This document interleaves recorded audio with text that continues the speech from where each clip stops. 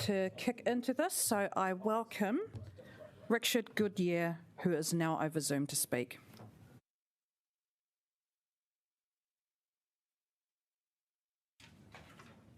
Sorry, Richard, you're on mute. There you go.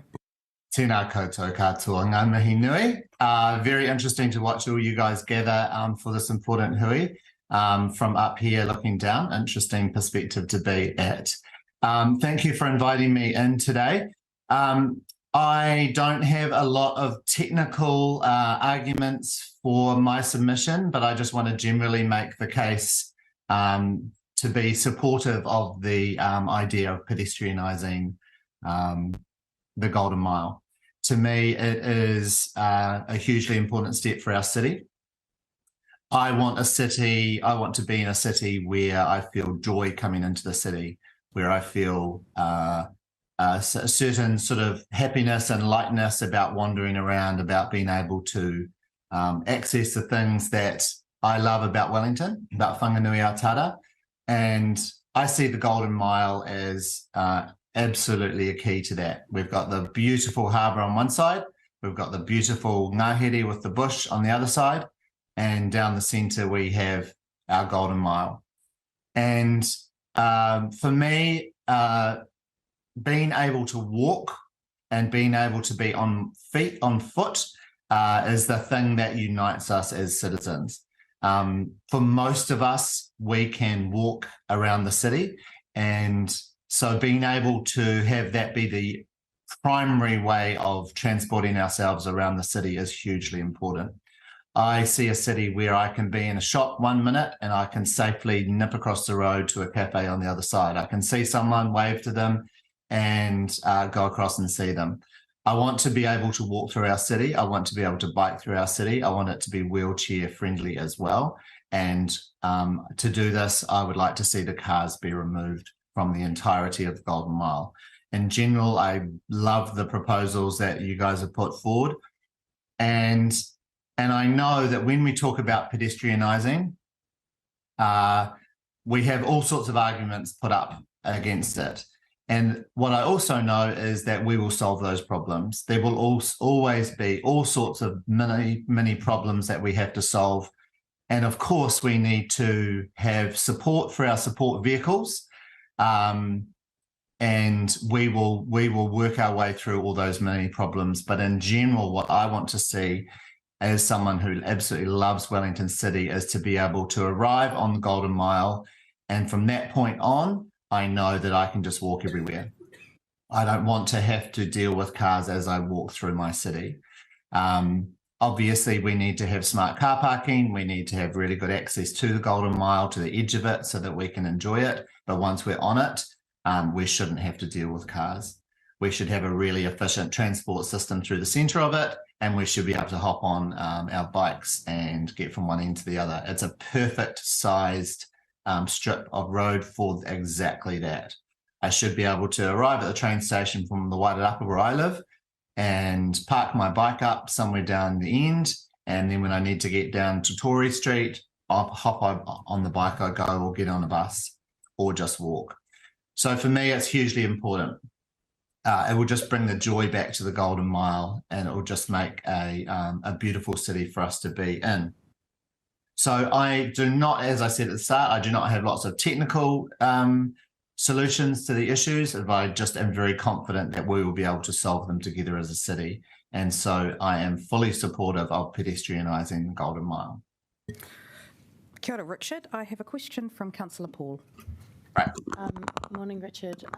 I just see that in the background there it says school, and so I was just wondering, are you a teacher? And if so, could you give us maybe, do you have conversations with parents about what's being proposed for this area, and or do you think it would improve kind of mobility? Oh, yeah, great question. Thank you. To be clear, I'm a principal of a rural school in Wairarapa.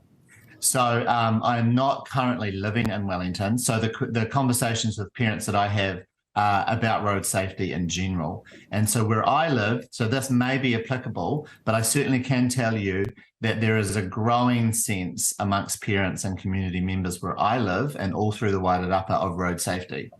And so I absolutely would assume that that would be true in the city as well. And certainly when I worked at Berempore School, kia ora, Laurie, I mean, it was massive. We were terrified of some of the traffic issues around Berempore. And so thank goodness there's been some action on that front. But in general, I just think our young folk and their parents support that road safety being key for them. Thank you, Richard. That does bring us to the end of that session, but really appreciate your time. Kia ora. Thank you very much. Good luck, everyone. See ya. Thank you. I now welcome Richard Young to speak over Zoom. Tēnā koutou katoa, ko Richard Young aho. I'm hoping that you can hear me. Excuse my steering wheel here. Look, whilst Richard was talking in very general terms, I've got probably just a mini technical submission for you. Totally supportive of the fantastic work that's been done so far on Golden Mile. Just a observation on some of the design for the cycleway and pedestrian crossing of the cycleway. I saw it on Lambton Quay on the fly-throughs, but I think it also applies to other areas. You've restricted the road down to a single lane in each direction, predominantly for buses and service vehicles. That's fine. You've also put in a two-way cycleway running parallel to that. Again, that's excellent, and that looks superb. My concern is where pedestrians are crossing the roads, there are designated pedestrian crossing signals, but those signals stop and don't extend across the cycleway. So what that means is pedestrians and cyclists will be going perpendicular to each other, whilst pedestrians try and get to the edge of the road. Now, obviously, that is unsafe, and potentially what cyclists will do, and as a cyclist in Wellington myself, is if I know there's going to be people walking across effectively at random, I will probably revert to cycling in the road, which obviously is not what you're wanting. What I would suggest is look at what the colleagues in Auckland have done on Quay Street, at the bottom of Queen Street, is that where they have got a cycleway parallel to the main road, they extend the traffic signals across the road and the cycleway. So cyclists get a clear indication to stop with signals, pedestrians then cross the cycleway and the road simultaneously, rather than having this sort of haphazard thing of trying to dodge bikes and scooters through the cycleway to reach the edge of the road. I'm hoping what I've said has made sense. Happy to clarify that, because the last thing we want is for cyclists to opt to ride in the road because it's safer than riding on the cycleway. That's really the end of my little mini technical submission here. Happy to take any questions. Thank you. Any questions? Councillor Calvert. Thank you, Richard. You talked about the cycleway and improvements with traffic lights, and it almost sounds like it's almost going to be a commuter run. Are you aware that they're also intending to put a cycleway down Featherston Street parallel to the Golden Mile, or at least Lambton Quay part?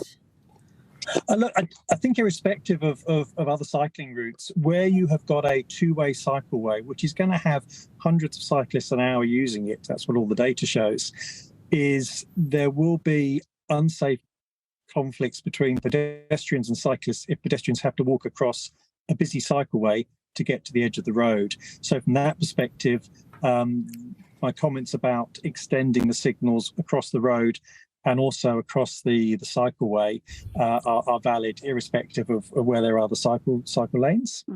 Okay, thank you. We have no further questions, Richard, so we will let you hit the road again. Thank you for your time. Thanks very much. Got jobs to do. Thanks a lot. Bye-bye. Wonderful. I now welcome David Bryan over Zoom.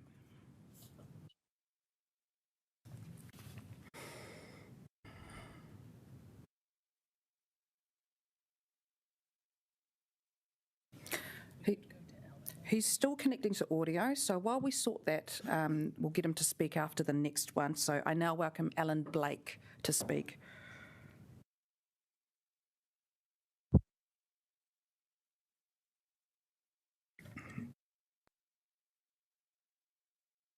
Yes. Kia ora tātou. Nice to see everybody here on a lovely Wellington morning. So I'm Ellen Blake with Living Streets Aotearoa Pedestrian Advocacy Group. It's a national group, and I'm part of the Wellington branch. I'm the kaitiaki of the Wellington branch. Living Streets has been deeply involved in the Let's Get Wellington Moving program from its beginning, and in fact from before that. So we have a long history in this program, and we have been very, very supportive of spending $7 billion in Wellington transport. What could be wrong with that? And making it a much nicer place to live in the central city, and also a much better place to travel through. So Let's Get Wellington, we've been very supportive of Let's Get Wellington Moving. We've gone to all the design meetings that have been available to us. We've really pushed hard to get as much pedestrian-friendly infrastructure and management in there as possible. And the Golden Mile, as you probably know, is the linchpin for the whole Let's Get Wellington Moving program. The Golden Mile has to be right to make all the rest of the Let's Get Wellington Moving program work. It is where all the buses go. It has absolutely got to be the best it can be. It is our busiest pedestrian route. So this is the number one place that people walk in Wellington, is along the Golden Mile. So it's really important that we are making it better for pedestrians. So that's my opening overall statement about that. It's the linchpin of Let's Get Wellington Moving. If it is not right, Let's Get Wellington Moving other programs will not work well. You've probably already heard that there's concerns about how the buses are going to move through there. There is no increase in capacity in the bus network moving through the Golden Mile. We've removed crossings and done other things like that. I'm going to put the public transport stuff to one side. I'm a pedestrian advocate here today. The Let's Get Wellington Moving Golden Mile program started out as a walking and bus network corridor. That is what it was supposed to achieve. We were supposed to take out all the rest of the general traffic and have a walking pedestrian place with good public transport through it. So we've had a lot of scope creep has happened since that's started. So we've ended up with a two-way cycleway. We've ended up with general traffic on Courtenay Place. We've ended up with pedestrian crossings that now have to be shared with bikes. There's a whole lot of design issues that are not, to our mind, to Living Streets, the pedestrian experts, is not better pedestrian infrastructure. There's a real mishmash of which traffic goes into the Golden Mile at different times of the day and night, allowing pretty much general traffic into Courtenay Place at the night time when everybody's rolling around having a good time down there. It just seems like the wrong time to let general traffic in there. So that's for pedestrians who are quite vulnerable while they're out there having a good time, which is, it's what we want, isn't it? But the bit, I guess, that really got us stuck as Living Streets is that we've also added shared paths onto the Golden Mile along Lambton Quay. The shared paths are paths that have pedestrians and cyclists on them. Shared paths are for cyclists. They are not for pedestrians. They are not good pedestrian infrastructure.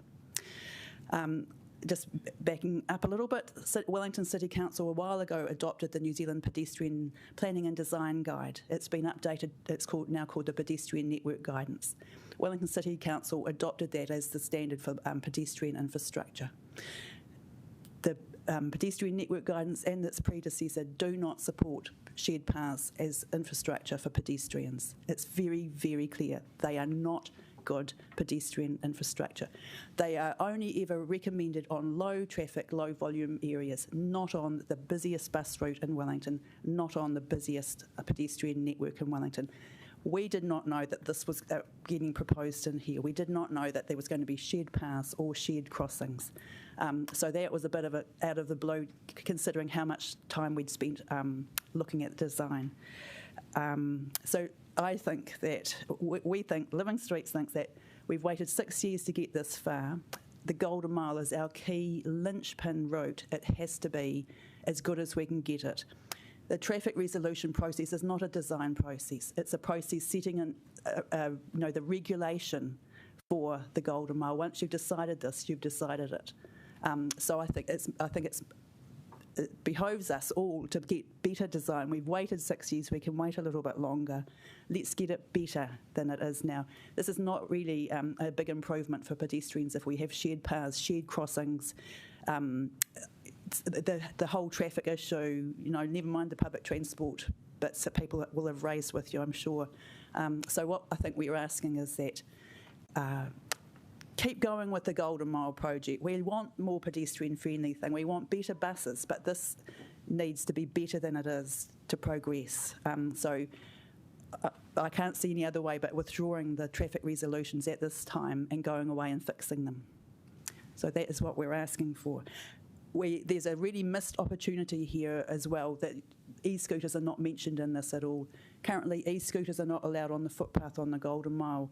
It's really unclear where they're going to sit in this process. That's a really big oversight. The chat before was mentioning about how the traffic lights don't even cover the cycleways. That's a really big issue. It's okay for everybody here, fit able adults, no trouble, we can hop across, make things work. It's your old people, it's your children, it's your disabled people who need really good pedestrian crossings. We're just not there yet, so please don't progress this, send it back to the designers and make it right. We have 3 councillors with questions. First, Councillor Randall. Thank you, Alan. It's quite interesting that your comments are also reflected by the previous speaker, who's speaking from a cyclist point of view, who didn't like the shared paths either. My question is, a lot of the design around the Golden Mile includes blocking off the side streets to create a better pedestrian through thing. How important? What does that make a big difference to the pedestrian, capability for being able to walk along the Golden Mile? It certainly does on the, I think it's the eastern side, that side, where all the side roads come in. So currently pedestrians have to wait every time people are circling around looking for their park. So I think that is a big improvement. Yeah, that's a really good design thing.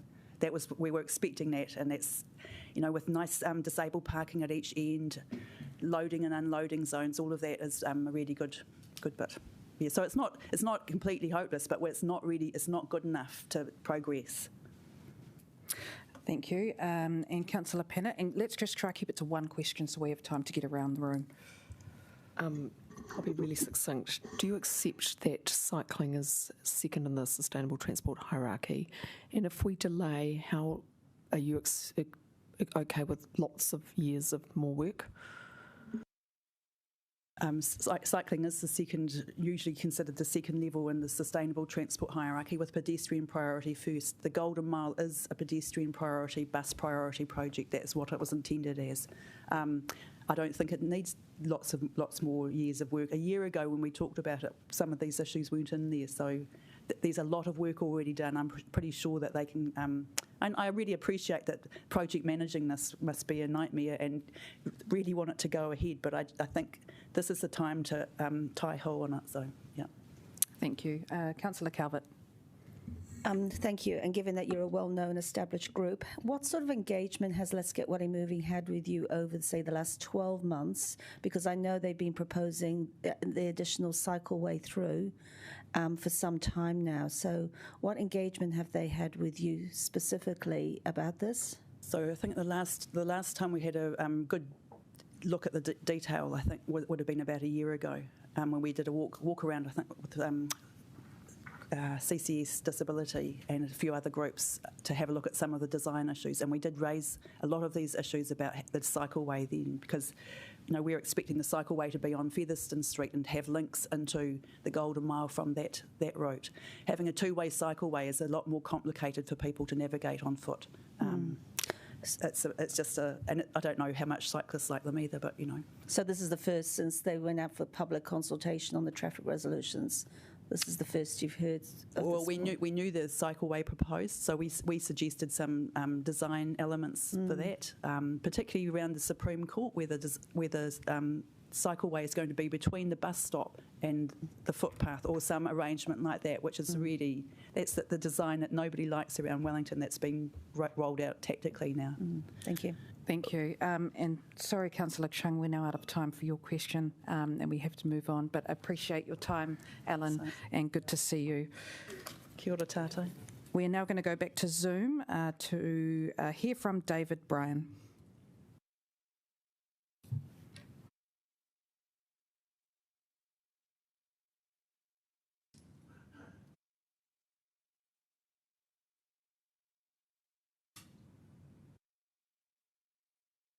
David, you're on mute.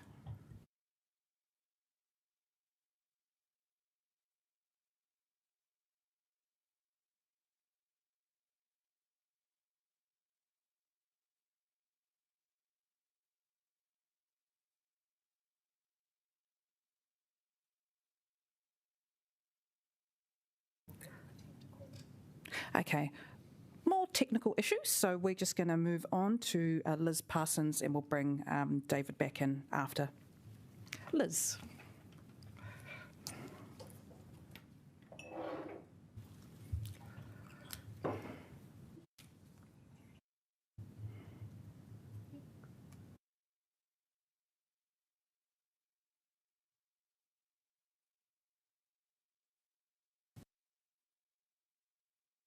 Good morning, everybody. My name is Liz Parsons.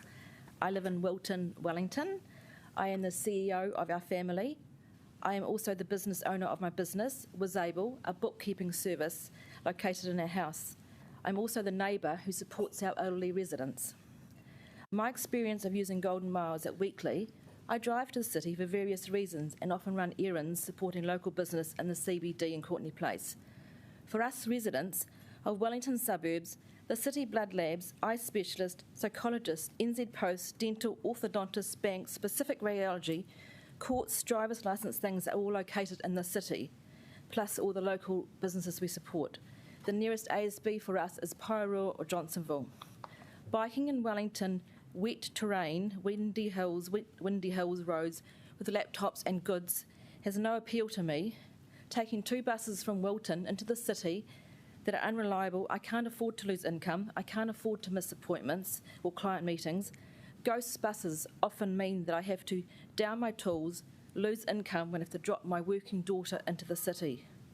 How do you propose, Council, that I collect my teenage college girl from Onslow College in the zone and get them to an appointment in Featherston Street? Parents and teachers and governments are trying to maximise the learning in the classroom. Has the Council considered that the people who travel from Levin, the Wairarapa, Palmerston North region for health services, they need car parks? I oppose the further removal of further car parks. They are being done without any consideration to the needs of the Wellington City Council ratepayers. We are in the suburbs. There has to be a need for a balance for all the people who travel into the city, whether it is by bike, bus, train or car or walk.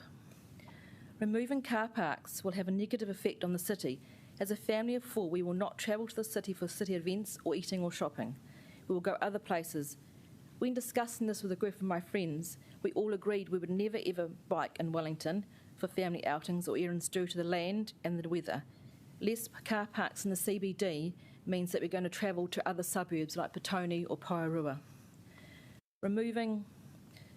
I do not support the council spending all this money on Let's Get Wellington Moving. It is wasteful and only seems to target a narrow portion of people.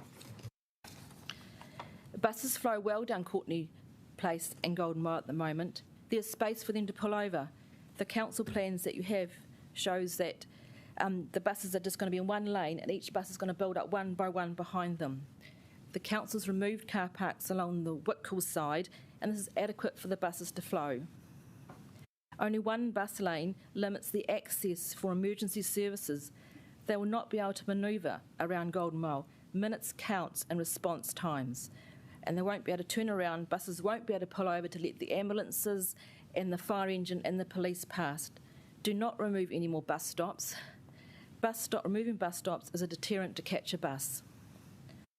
I do not support our council spending all this money on the Golden Mile. It is wasteful and only benefits a narrow group of people. Current footpaths are about 4 metres wide. They're not crowded, even at lunch times. The paving we have for Wellington City Council is beautiful, it's clean, it's adequate, and it's already well planted and well maintained, lovely Wellington City Council gardens.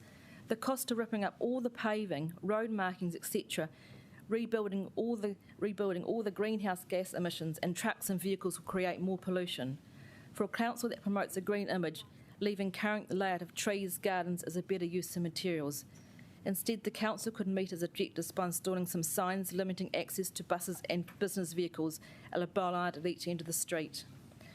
I oppose the process of getting permission to take service vehicles down Lambton Quay For example, my husband services specific radiology, 20 kg of bag of tools. He needs in an emergency to be able to get there and service specific radiology in those places. In summary, your plan removes more car parks, does not give a balanced approach for all residents of Wellington. There has to be a need and a balance for all the people. It does not meet our family needs. There's already a 2-hour parking limit for car parking. That provides a turnover of car parks. I do not want another large rate increase. The costs of this project have no economic sense and will create more greenhouse emissions. The council objectives could be met with less intrusive changes to the Golden Mile. Thank you for listening to me. Thank you so much, Liz. We don't have time for any questions, but do you want to make a final comment in the final time you have left? No, I was just talking on behalf of my family and also people, my neighbours who are elderly, and I often do lots of errands and we often carpool. And I think it's important to get a balanced view. That's much appreciated. Thank you. I now invite Ian Douglas to come and speak.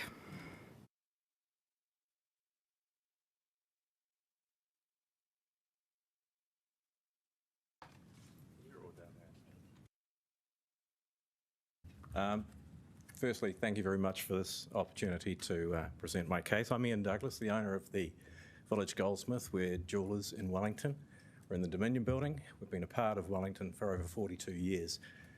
We've been down in the city for 25. We're a character business. We attract people into the city and they come from all over New Zealand. And I'm adamantly against the changes that are being proposed by Let's Get Wellington Moving. I don't feel they're going to benefit the city. They're certainly not going to benefit our business. And the one thing that I've been doing, reading the reviews of major organisations that have submitted to the council, Chamber of Commerce, Retail New Zealand, Hospitality New Zealand, across the boards, there is opposition to these changes. All of these organisations, I feel, have the same viewpoints. We all believe that the consultation process that Let's Get Wellington Moving has undertaken has been superficial and biased. There seems to be a predetermined agenda that's been railroaded through without genuine regard to the feedback that is occurring across the city and to clients that I have, to people that I meet generally. There is widespread opposition to this. Let's Get Wellington Moving touts surveys, positive reaction to these changes, and when they get asked to actually, present these proposals and make them open to the public, there's no feedback. They're hiding behind, as I say, a preset agenda to make these changes. I believe that the greater proportion of the population of Wellington is opposed to these changes. And I think we need some proper consultation, some proper feedback to actually be considered and analysed to actually assess whether these changes are going to be of benefit to the city. As a retailer in the city, as I say, I have clients coming from all over New Zealand weekly, if not daily. I have comments from these customers about what a debacle it is to move around the city, how it is to try and find a park, and you're going to be removing all of these aspects from it. We're in the process and have plans to refit our building. We're an upmarket business that attracts clients, as I say, from around the greater New Zealand and international areas. Accessibility for them is paramount, and it's not by walking and it's not by a bus. They need parking. We were just about to embark on over $500,000 refit of our premises to make it more new, more modern and more attractive again. We've postponed that because we don't feel these changes, most particularly closing off all the side routes off Lambton Quay. Mercer Street, just outside our premises, are going to be closed off. So we're going to lose all those car parks again, amongst the 450 that are proposed. We just don't feel that these changes are going to benefit the long-term aspect of Wellington. There's a pathological hatred of cars within this aspect of Let's Get Wellington Moving.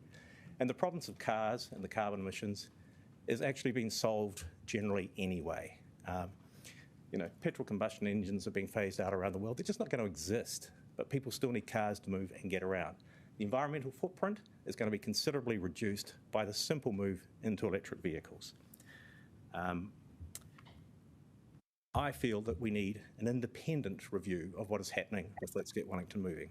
even a referendum. If Paris can do it about the scooters on their streets and have the public have their say, why can't we do this in Wellington to see what general support there genuinely is for Let's Get Wellington Moving? Because I don't believe it's there.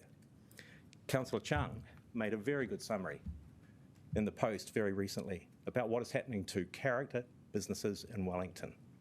And we are suffering under these changes, and it's going to get worse. That $500,000 refit I was talking about, we are postponing.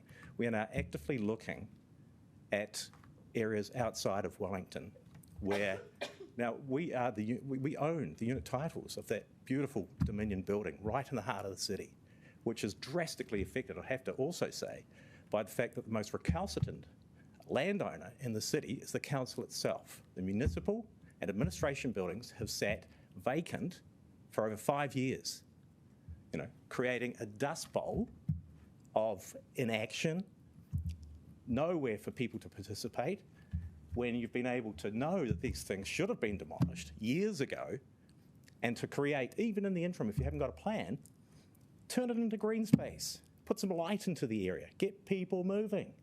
But it's not happening. So in summary, I'm sorry I haven't left enough time, I think it's a debacle. I think we need a referendum. I think we need Wellington people to have their say and to be heard properly and not to be railroaded by some preset agenda. Thank you. Thank you for your time. Much appreciated. I'm now going to go back to David Bryan on Zoom.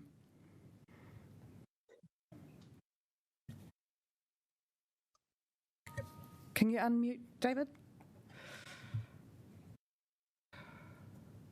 Sorry, David, you're still on mute. Sorry, can you hear me now? Yes, we can. Okay, look, very sorry about that, and sorry about the technical difficulties. Look, I'll be fairly quick. I think this is a solution looking for a problem. I'm primarily a pedestrian, and I don't find any real impediments to walking the Golden Mile, but I do agree with an earlier submitter, shared paths being a real problem for pedestrians. The footpaths are already wide enough as they're only lightly populated at lunchtimes and sparsely at other times. Has account been taken of the fact that many people now work from home? There are fewer students overall, and those that remain now attend lectures remotely than rather than coming to the city. More shopping is done online and other more vehicle-friendly locations. Mentions made of difficulties crossing roads. Really? I mean, most shops on Lambton Quay on the western side of the street, so most people stick to that side. But if you want to cross the road, there are plenty of light-controlled pedestrians crossings. Big negative is that closed streets to cars will congest adjacent streets and will make journeys longer. It will also reduce parking, which will deter shoppers. A bigger negative is the financial cost. The budgeted cost will no doubt be large. The Common Drive crossing alone was millions, and the cost of this project will doubtless blow out. There's also the lost revenue from parking. But it's the opportunity cost that concerns me most. We're being told to take 2-minute showers and expect water shortages. We need to fix things like the pipes first. There's a limited amount of money. It should be used where biggest bang for the buck. And really, to end on a positive note though, I see that this could make the island-based cycleway look good. Thank you for your time. Thank you for that. Do we have any questions? Great. Oh, thank you so much, David, for your time. It is much appreciated. Thank you. I now invite Ian Castles from the Wellington Company to present, and I believe there's a presentation as well. Sit down there, or do I need to put... It's a bit sort of friendlier, really.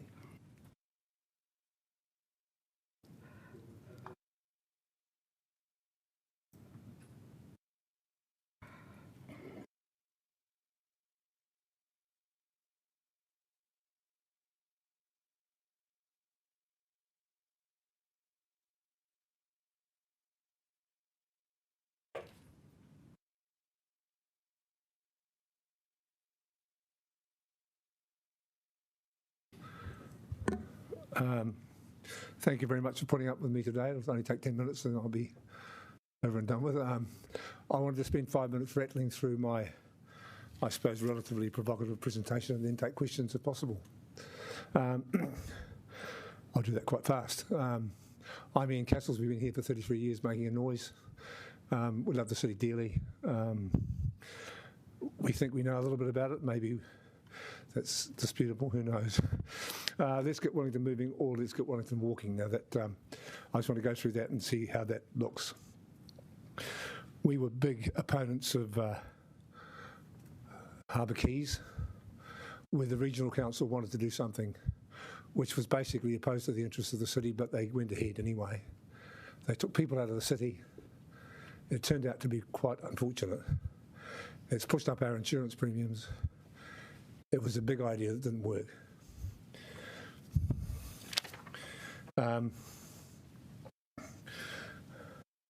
problem that Let's Get Wellington Moving, and therefore the Golden Mile is addressing, is what do we do with the 50 to 80,000 people that are coming in the next 30 years, and how to move them? And we've got a particular solution to that. So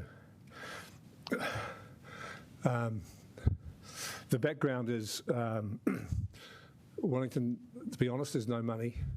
The country is in reasonably poor, very poor state, really. We've got poor infrastructure, and a lot of people are pretty unhappy about the way we are at the moment now, for reasons beyond all of our individual lives and careers. That's something that's beyond all of us, but it is nevertheless the background in which we're operating. Wellington is a relatively unique city, so just because there's solutions that might work in other parts of the world, it doesn't necessarily follow it works here. We're compact, and we have particular, like, I have a love of the city, which is where do I buy my underpants, where do I buy my shoes, where do I get my hair cut? I have certain, it's grown up over 20, 30 years. It is the value of the city, the people in the city, the relationships, all of that has got, it's very hard to describe, but there's a value to that which is real, but you know, if you change all that, you'll never get it back. You could change it and not understand what you're doing. Old people like me, I'm probably the oldest person in the room now. I scream when something doesn't work properly. Like I go down the street and it doesn't work, or I can't go around the block, and I am getting relatively intolerant with old age. But you know that occurs with everyone. Like if the things that you're used to don't work, and I'm starting to sound like an old fuddy-duddy, and I am totally love innovation and bold ideas. So I don't want to look like that, but there's a huge value to Wellington, the way that it is and the way that it works.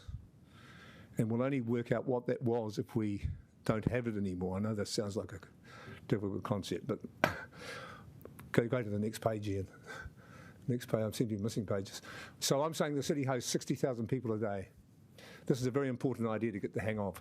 They come in from a pipework system that works perfectly, and they come to the city, and then when they leave the city again at night time, it's sitting there doing nothing. Wellington has infrastructure to burn in the city, and that handout that I've given you sort of shows you that the one place you want to add people is in the city. It's not in the outer suburbs. The one place where the council does incredibly well is in the city.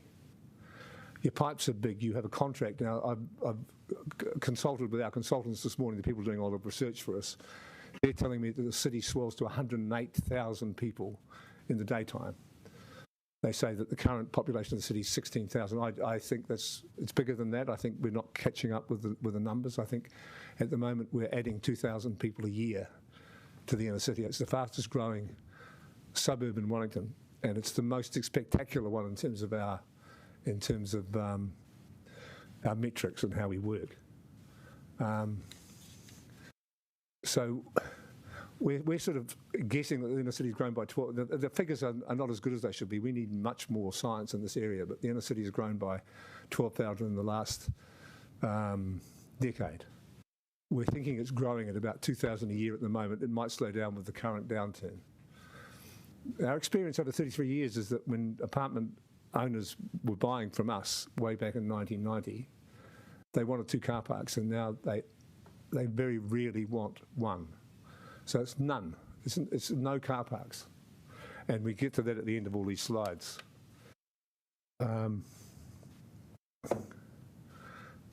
So what I'm pointing towards is if we concentrate on growing the population of the inner city, everything changes in terms of what we do. we stop fixating about how to get to the suburbs, because there's no need to increase the traffic to the suburbs that much. If we concentrate upon getting people into the inner city, we save money, we lower rates, we reduce carbon spectacularly, and we improve the city. It's not nice to have people coming in with totally new ideas all the time, but this is the way that Wellington should grow. So we get to some suggestions. Postpone urgent action on this sort of stuff for 3 to 5 years. Get the science right. Concentrate on inner city living. Consider removing the suburban buses from the centre city. I think that's a massively good idea. I know it's got a lot of issues with it, but it's the big buses going through town that are really the issue. You can ignore that if you want to. It's not necessarily the point of today, but there's no reason why they can't go around the outside, and there's no reason why we can't have a fleet of electric minibuses. We'd sponsor one. I think every business in town would sponsor one, because that's a great idea. Support seismic and insurance work to lower the costs effects of residentialising the inner city to a reasonable density, and study the benefits of intensification. Now, we can't decide this in 10 minutes, but we would love to get our consultants, people we're working with, in a forum with councillors and demonstrate what can be done with just tweaking this thing a little bit, getting a lot more concentration on moving people into the inner city in the next 2, 3, 5 years. As I say, the current rate of intensification of the city is quite good. Now, the last graph is spectacular in my view. So on the right-hand side of that graph on the screen up there, you've got 1.6 kilograms of carbon dioxide per inner city resident. That's spectacularly low compared with the other suburbs at over 5, and New Zealand average at 9. If we were to follow a program that concentrated on improving the number of inner city residents we have, it'll survive any government. It'll be supported wholeheartedly by a whole lot of people across the whole political spectrum. It'll be the future of Wellington. I get to thank you, and any questions if there's any time. There are quite a few. We don't have time for many, so quick, snappy, please. Councillor Calvert. Thank you. I was talking to another long-standing business person, and who said that what we needed to do was get 10 or 12 people like you, like him, in a room together to actually develop a better plan for the inner city. Would you support something like that? That's all I've done all my life. That's exactly what we should be doing, yeah. Thank you. Councillor Wineta. Kia ora. Hey, I tend to agree with you on your comments on density. If you believe them so strongly, why do you feel the case needs to be proven? The national policy statement is peppered with reference to things, to transport and density and how they work together, and that's what our plan seems to achieve. But it has to be driving the things we do. So instead of speculating about how many people are going to be moving from one place to another in the future, which is what we really don't want to happen, but nevertheless planning for it to happen, we should be planning for some different future, which is a lot more people walking around the middle of the city under much better circumstances. That's what we should be planning. So it's got to drive decisions rather than. It's got to be it's got to be in the DNA. I mean, it's in European cities. They all know how it works. So it's city making, but we don't have that in New Zealand. We come from a suburban different history, so we need to know it fundamentally, and maybe we've got to prove it 10 times. But yeah, Councillor Young. Ian, thank you. Just briefly, you mentioned about Harbour Quays, and it was an oblique remark, which is fine for those who were probably on council at the time, but I thought some of the newer councillors may not know what happened to those buildings. I just wondered whether you could explain. I'm not sure if that's relevant to this discussion. We want to ask questions in relation to the Golden Mile, if that's right. So, Councillor McNulty. Just quickly, Auckland's doing a lot of similar things around pedestrianisation, cycleways, K roads, and their CBD is thriving in terms of population and businesses. So what is it in this proposal that isn't right where things seem to be working in Auckland, in your opinion?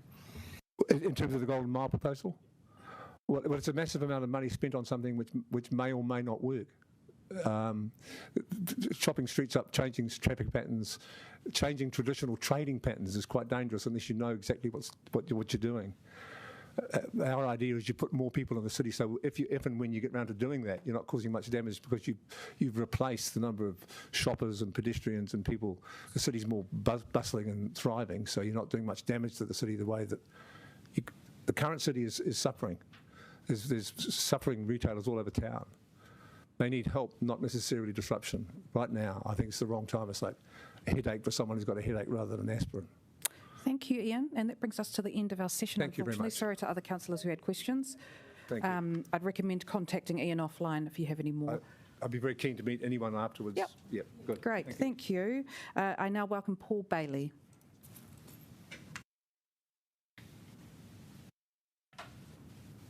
Morning. I hope you can hear me. Yes, we can hear you. Cool.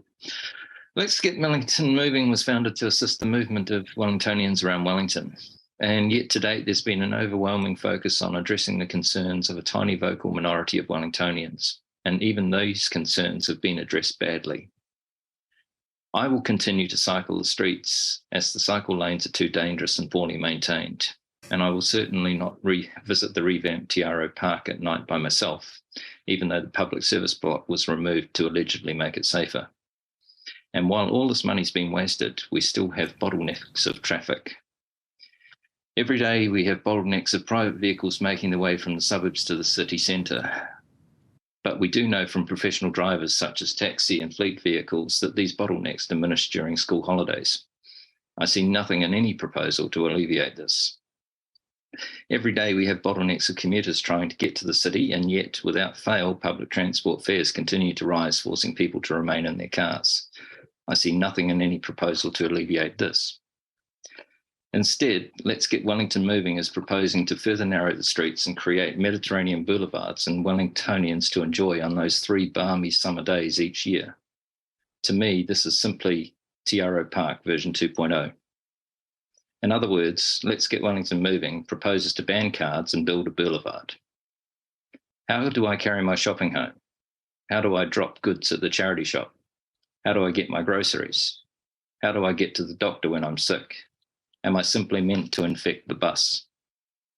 What is clear is from its website is that Let's Get Wellington Moving intends a brute force approach to remove private vehicles and attempt to force people to use an overpriced, substandard public transport service. A brute force approach never works. Look at congestion charges in London. There was a dip in traffic volumes immediately after the charges were introduced, but now the traffic is greater than ever. It simply took time for inflation and cost of living adjustments to absorb the extra cost. The current proposals will have the exact same effect on Wellington.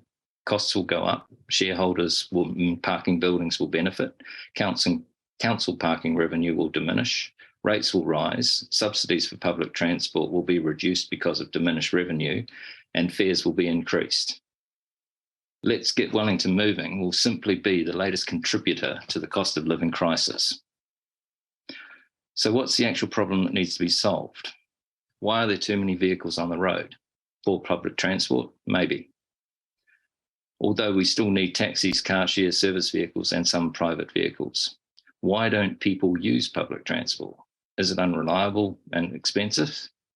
Also, maybe. What makes it unreliable? Poor timetable and coverage, in part. When the network was revamped in 2018, it was a disaster. Promises were broken, services were reduced. It provides less services across a wider area, but they're allegedly cheaper to run. In reality, they're not. Services need to be more frequent with greater coverage. It has to be based upon a 20% nominal free capacity at each stop to ensure you're not left at a stop.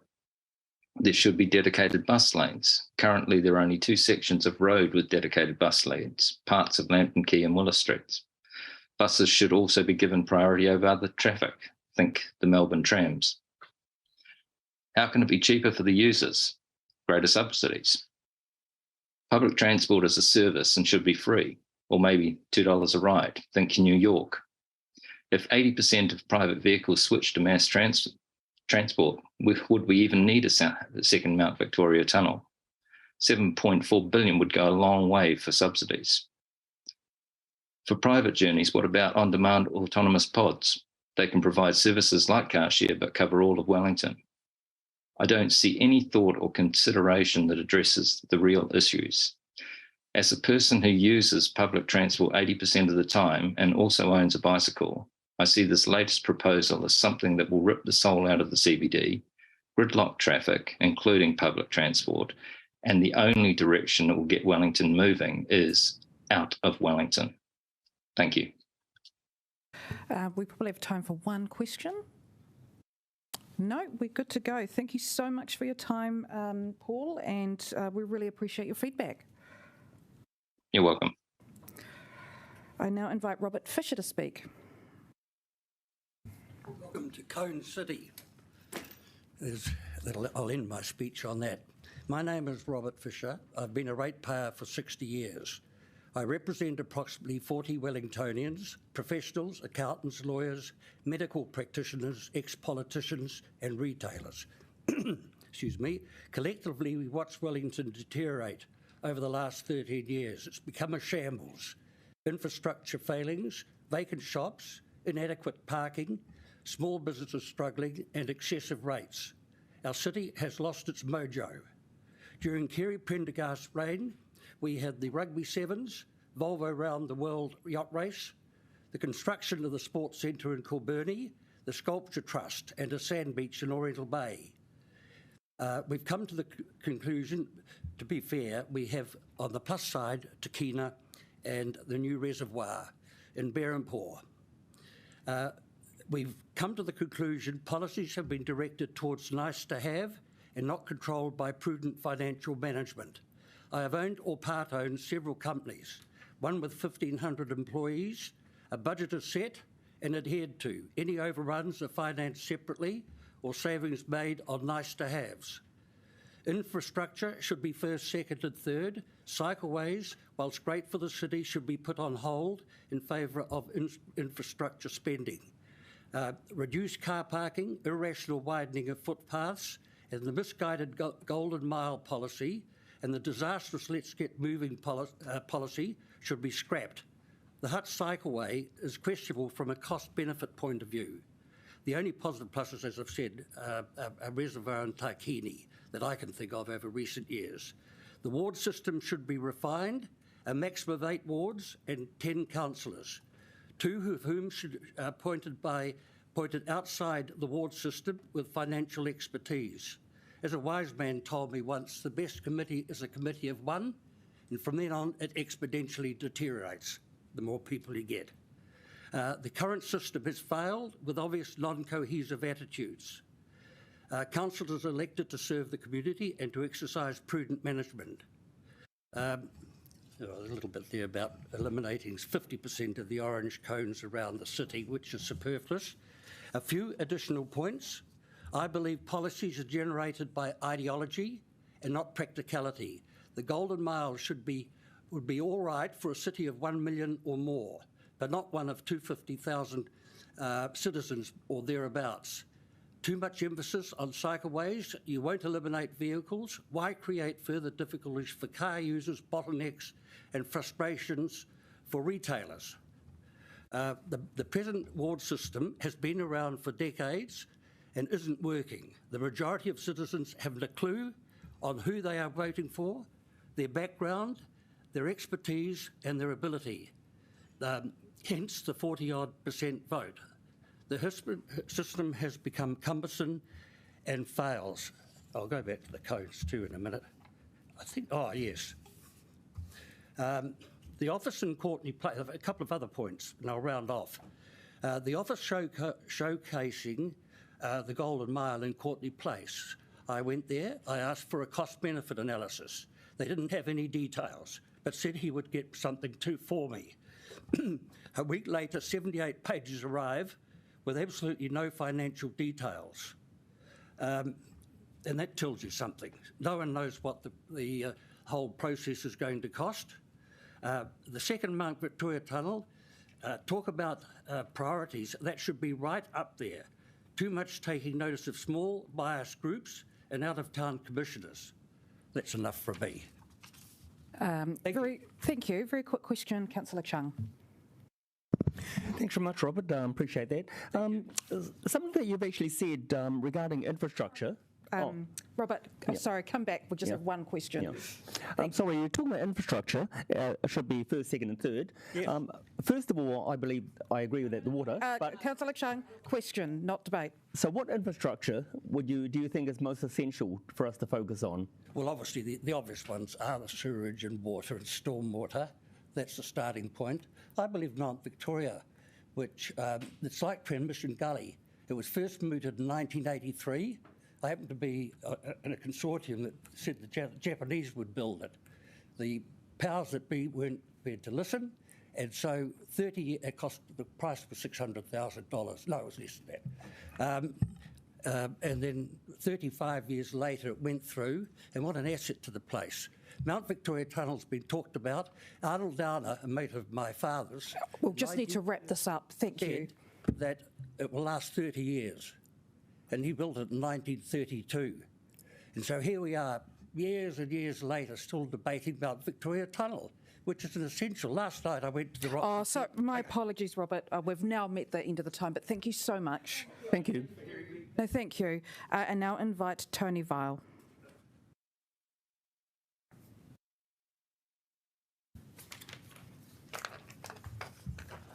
Thank you for the opportunity. I've lived and worked in Wellington for over 50 years. I live in Wadestown and I am a cyclist, but more recently more of a recreational cyclist.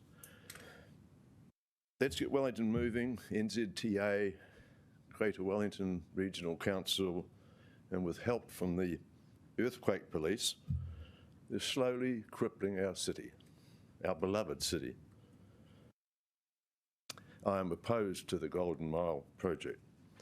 Let's Get Wellington Moving has been wooed by the cycling advocates and seduced by their own website artists and consultants.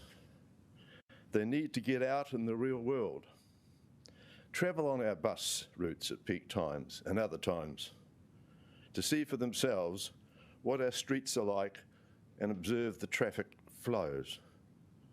Listen to users and other people affected by the possible changes. I see in the paper this morning there was 1,000 people in Johnsonville put submissions in, which seems to be totally ignored by your council, about the cycleways in Johnsonville. So not content with what I call the ridiculous and dangerous cycleways in Island Bay, Newtown, Brooklyn and Glenmore Street, you now want to extend them through the city centre and Thorndon Quay. The philosophy seems to be to build it and they will come. I wonder who they expect to come from our hilly suburbs and use these new cycleways. Are you going to want to bike down from one of the hilly suburbs into town and then turn around and bike back home again afterwards on one of these cycleways up Arrow Street or Nio Gorge? It's not going to happen. Let's Get Wellington Moving will have to remove all the car parks and prevent unauthorised vehicles from the Golden Mile. Parking and access to and from adjacent streets will also be affected. Every car park lost will mean a loss of revenue. And I understand from what I read in the paper that parking income is the second most value after council rates. A figure of 1,200 lost car parks is mentioned in the website. And that's including other streets other than the Golden Mile. Let's Get Wellington's website states that there are approximately 300 cyclists using the Golden Mile each day. From my observations, I would seriously query this number, because after a modern influx of cycling commuters each morning, you'd be lucky to see 300 people in the Golden Mile in a week during the day, outside the commuting times. So to summarise, there are no benefits to bus drivers, taxi and shuttle operators, couriers, essential services, delivery services, tradies, or businesses along the Golden Mile from what is proposed. Only cyclists. And remember, cycling is free, It's anonymous and there's a choice. Your website also mentions that up to 80 buses per hour at peak times on the Golden Mile. Just think about that for a moment, 80 buses per hour. There's got to be a better way of controlling that. This congestion could be reduced by putting bus hubs at either end, one at Courtney Place and one at the station, so that you don't need to have buses going backwards and forwards through the city centre. It would make a significant difference, but we haven't got time to talk about that now. So, in summary, I think that they should look at, with that sort of plan, you could have a free shuttle service and encourage people more to use the shuttle service around the city. So what I'm saying, the council should concentrate on a new tunnel, forget light rail, and that $300 million new cycleway to the Hutt Valley. Just tidy up the existing one. Thank you, Tony. Appreciate that. Time for one quick question, if anyone has one. Very quick. No. Oh, Councillor Pennant. How do you think we'll deal with climate change? I don't think it'll make any difference by encouraging cyclists into the city. I think that the same number of cars are probably going to be as you have now. By putting more cycleways through, I think you're trying to get people out of cars and onto bicycles. I don't think that's going to work. You've got to get people out of cars and into public transport. Much appreciated, Tony. Thanks for your feedback. Have a good day. We now have a 10-ish minute break, so take some time. Back at 10:40 strictly. Thank you.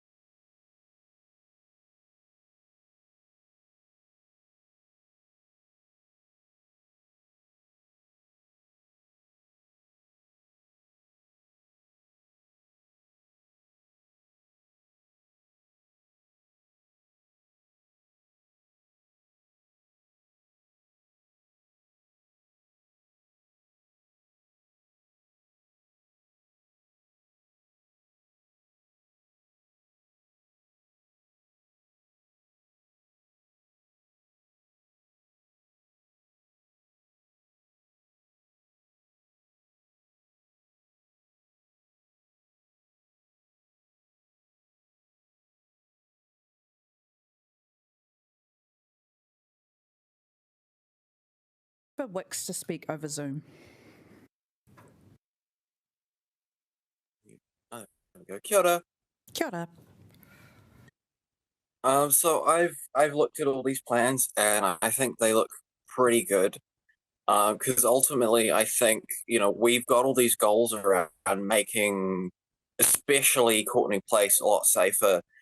And I think that's impossible without removing vehicles as many vehicles as we can from Courtenay Place most of the time.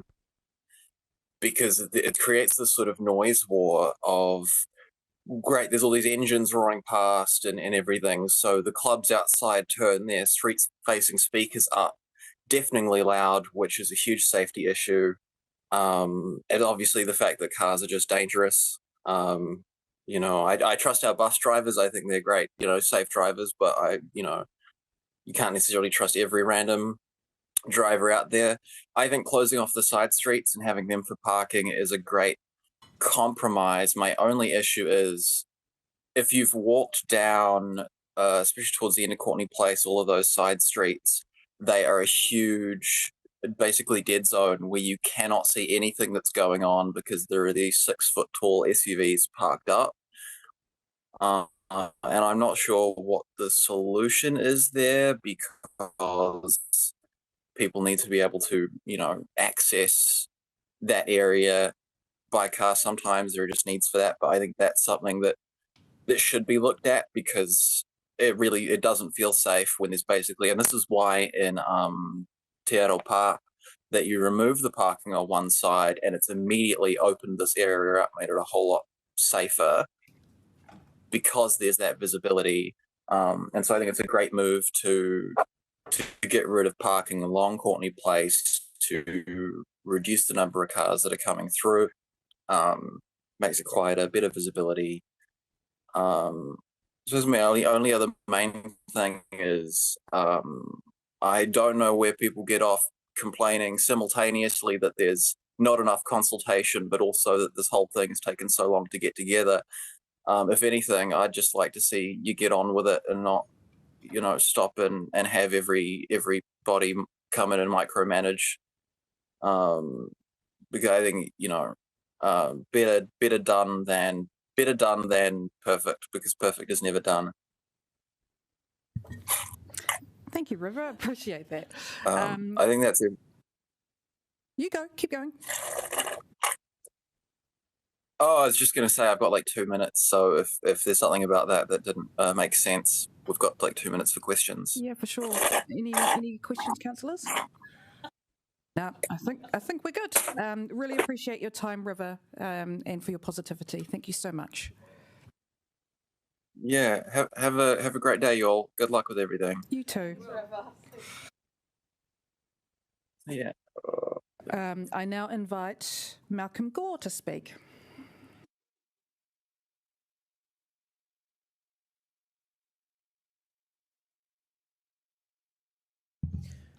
Right. My name's Malcolm Gore. I'm the proprietor of Atticus Shoes on Lambton Quay. I'll try to speak to what I've got. Ask anyone who's worked on Lambton Quay for more than 20 years how it's changed. I might not be a town planning graduate and thus considered by council to have an unsubstantiated knowledge about such things, but I'd like to surmise that after 36 years of working on it, including the past 26 as a business owner, I might just know a thing or two. Don't ask me about Lambton Quay, don't ask me about Manor Street, but I know Lambton Quay inside out. From the dingy windswept tunnel of the pre-90s to the mid-late 90s, which became a vibrant destination that all towns and cities aspired to become. We became absolutely, positively, the best little capital in the world. The foregone closure of the side streets in and around Lambton Quay is currently confirmed will require incredibly difficult logistical changes to be made to enable businesses such as mine to continue to trade successfully. On a personal note, these will add massive increases in both freight and staff costs. As a side note, we're one of those few that are actually a living wage employer. To enable the operation of my business, and without sounding over-dramatic, the providers of all goods and services will be affected by these changes. To expect my deliveries to be made before or after normal trading hours is, quite frankly, unacceptable. Who here will help me before 6 a.m. or after 7 p.m. in the evening to unpack? Not many of you, I suppose, as you'll be tucked up in bed at home in lovely warm bed or relaxing at one of the city's fine dining establishments. Not all my deliveries or dispatches are made with a courier van, with inward goods regularly arriving on pallets. I'll challenge anyone to time themselves breaking down a pallet, 4 cartons at a time, on a trolley, backwards and forwards from a tail-loading truck. To better explain the costs, one parcel for New Zealand costs $10.40. One small carton, which is approximately 4 to 6 pairs of shoes, is $20. And a pallet, as recently as Tuesday, that we got from Auckland, containing 24 cartons, cost $170. Extrapolate those numbers beyond 1 day, 1 week, 1 month, and many people will wake up one day and, say, I've had enough. Just ask yourselves why prominent retailers, lifetime businesses that we've all grown up and got to know, including one of over 100 years on Lambton Quay, have come to such decisions. Yes, business is tough. Retail always has been. But no, they looked into the future and decided enough is enough and to cut their losses and get out of town while they still can. Do any of you know how many want out? Actually, quite a few. We've had numerous approaches for the assignment of their leases, and that's sad. These are small businesses that are the hub, the life of our city. It's dying. I fully concur that the traffic flow needs to be prioritised for public transport, but only during peak times of 7 a.m. to 9, 4 p.m. to 6:30 p.m. Outside these times, you're just going to create gridlock in all the non-affected side streets as vehicles go round and round seeking parking or queuing to get into the parking buildings available. Just try Bullcock Street. Has anyone had a look at the red light runners here? Every 5 minutes, including buses. Try 5:30. With a more forceful approach to the enforcement of loading zones and parking spaces, with far, far greater fines and vehicles actually being towed, as I know from personal experience in London and Milan, Italy, by the hour, you'll quickly see results. You want to spend tens, hundreds of millions of dollars of ratepayers' money on what? Beautification while Rome burns. Most of you won't even be here in 3 years. Just get out, install some cameras, large signs, even larger fines, and save the dollars for the required infrastructure that our city needs, not some ideological crusade. In closing, GFCs, earthquakes, and COVID-19 have all tried, but they couldn't stop us. Paint our clearway gold, not green, and watch our country again talk about Welly for all the right reasons and not for the dysfunctional town it's become. Thank you. Thank you, Malcolm. Appreciate your time. I now welcome Koi to come speak. Where am I looking? Oh.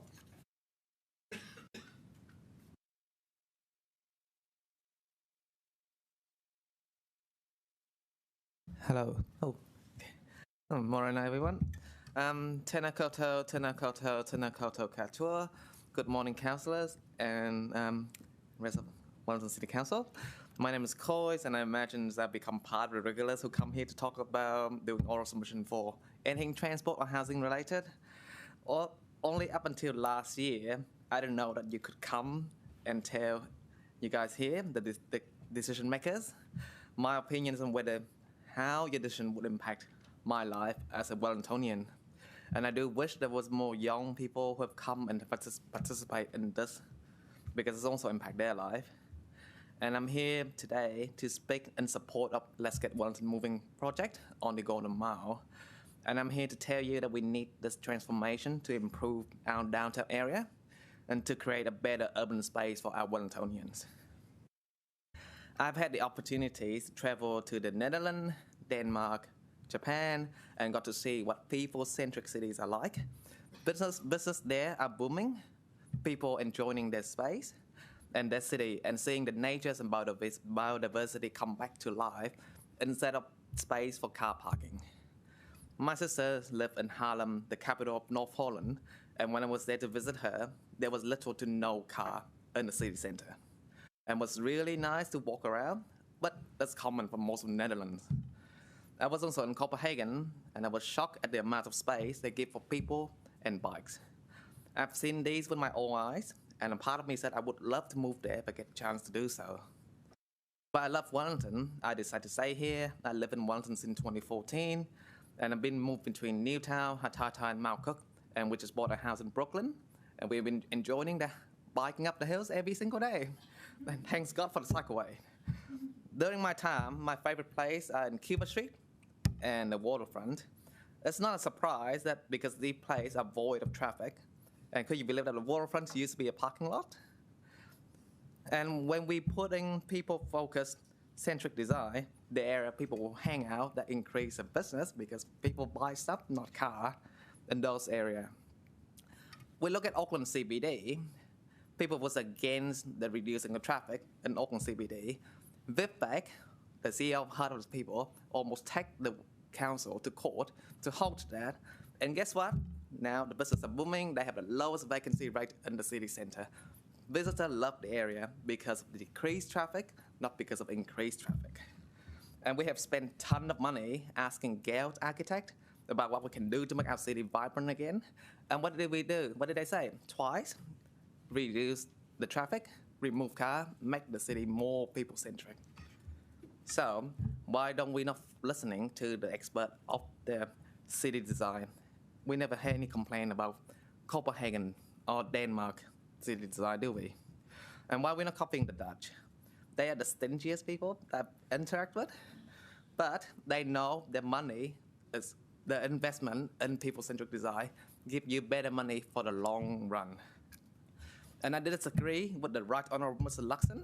We're not wet, negative, and whingy people. We are optimistic, empathetic, and ambitious. So we should listen to expert design and city design and make our city a better place.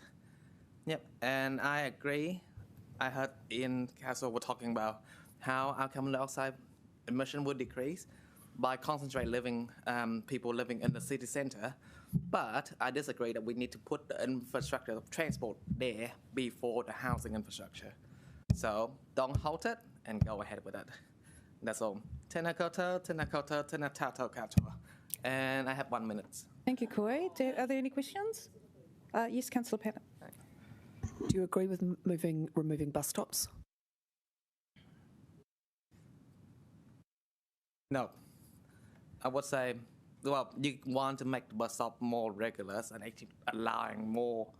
But if we remove all the cars on that pedestrian, make sure that we have bus lane available, people will be more likely to pick up the bus to go. And people who were previously using private vehicle to get around place, because whether they own with disability or with other issue, they will probably will take on more public transit if they're readily available space. Yeah. Anything Thank else? you. Councillor Wineta. Kia ora, thank you for your submission. How do you feel about shared space for pedestrians and cyclists? And again, the more the better. The more the better. And because again, peoples and bikes, like cycling, like people don't die. Well, like if you get hit by the bikes, you're most likely not going to die. But if you get hit by a 6-feet SUV, mostly will be. Thank you, Koi. Really appreciate your time. Thank you.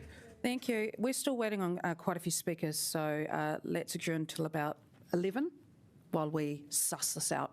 Thanks, team.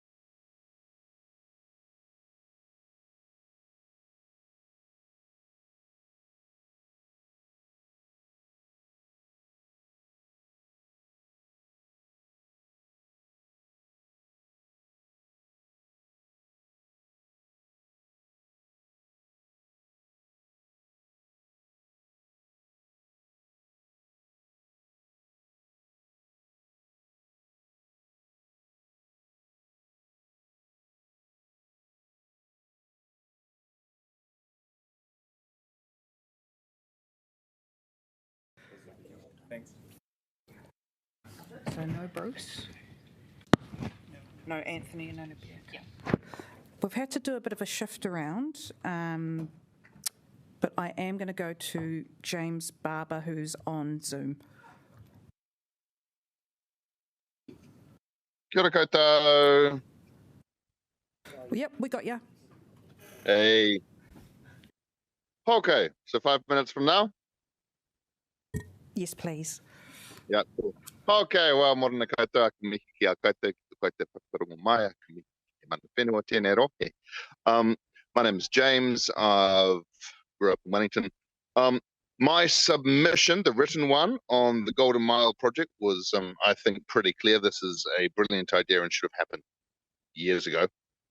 Frankly, from my opinion, since the 2019 consultation process was so clear, the Golden Mile area should have been closed to private vehicles then. To be perfectly frank, it should have been closed to private motor vehicles back then. So I think this is should be a complete non-issue. The one thing I would say in general, continuing on from that point, is I understand that there are a lot of businesses that have concerns. I would point to the example of the creation of Cuba Mall as a good local case in point. There were a lot of businesses which were really concerned about that back in the 1970s. I think it was done in the 70s. A lot of businesses on the area said that the sky would fall, and it proved to be a roaring success. And if you were to ever try and remove that area now, you'd be laughed out of town. So I think the case for this is very clear, and the council has done a very good job in terms of putting the whole thing together. So a huge mihi to the staff who have been working on this project. The one thing I would say from the perspective of someone who often bikes with kids is the importance of making sure that it's all connected. So, of course, the cycling infrastructure for the Golden Mile area finishes sort of like halfway through. So the vital importance there is to make sure that those things are actually connected. And I can see that there is a little bit of that stuff happening with the other Let's Get Wellington Moving projects in terms of cycling infrastructure, but it is really important that those things are connected. That's essentially the sum total of my comments. So kia ora koutou. Kia ora. Any questions from councillors?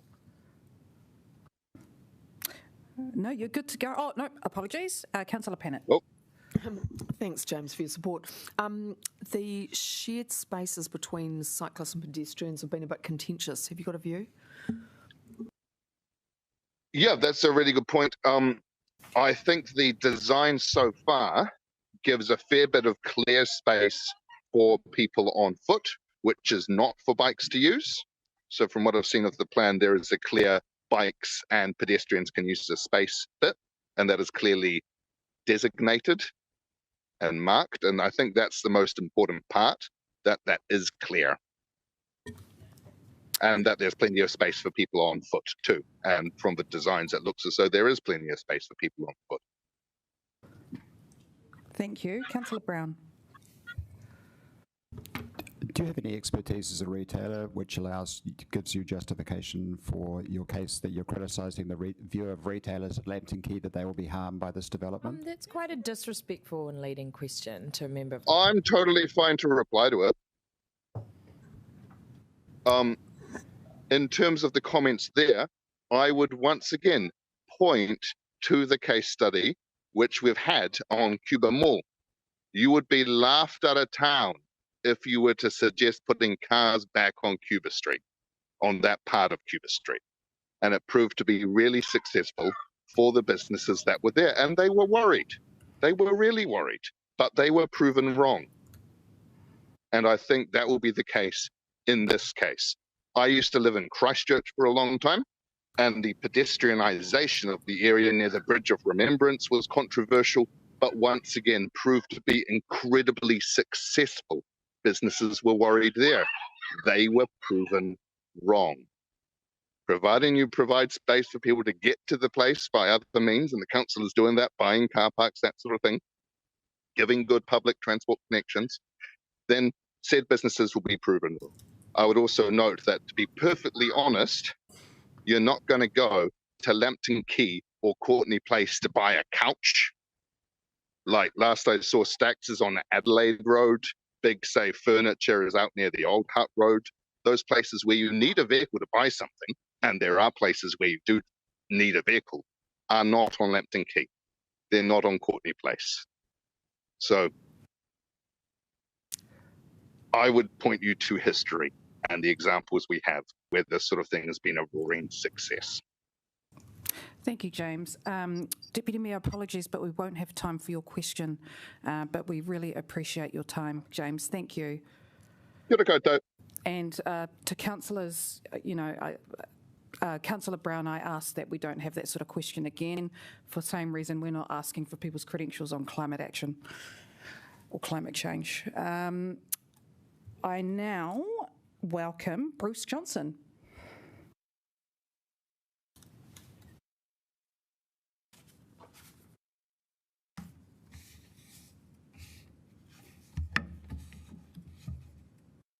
Well, good morning. I'm Bruce Johnston. I live on the Golden Mile, so I'm here to talk about that and how the proposed changes affect me. Right? So I live on the Golden Mile. I own and reside in an apartment at 60 Willow Street, so that's adjacent to New World Metro, straight across the road from Unity Books. There are 50 residential apartments in that block, and there are no car parks in the building. Right? The only access to the apartment building is from Willow Street. So the only way we can get into the building is from Willow Street. The only way we can get out of the building is from Willow Street. Right? There's no other entrance or exit into that residential apartment block. So me and the other 70, 80 people that live in that building, we come in and out onto the footpath in Willow Street. Right? The soon-to-be implemented Let's Get Wellington Moving plans for the Golden Mile preclude me from parking a vehicle, mine or another person's, outside my residence for any purpose. I will not be allowed to even drive past the front door of my residence. Right?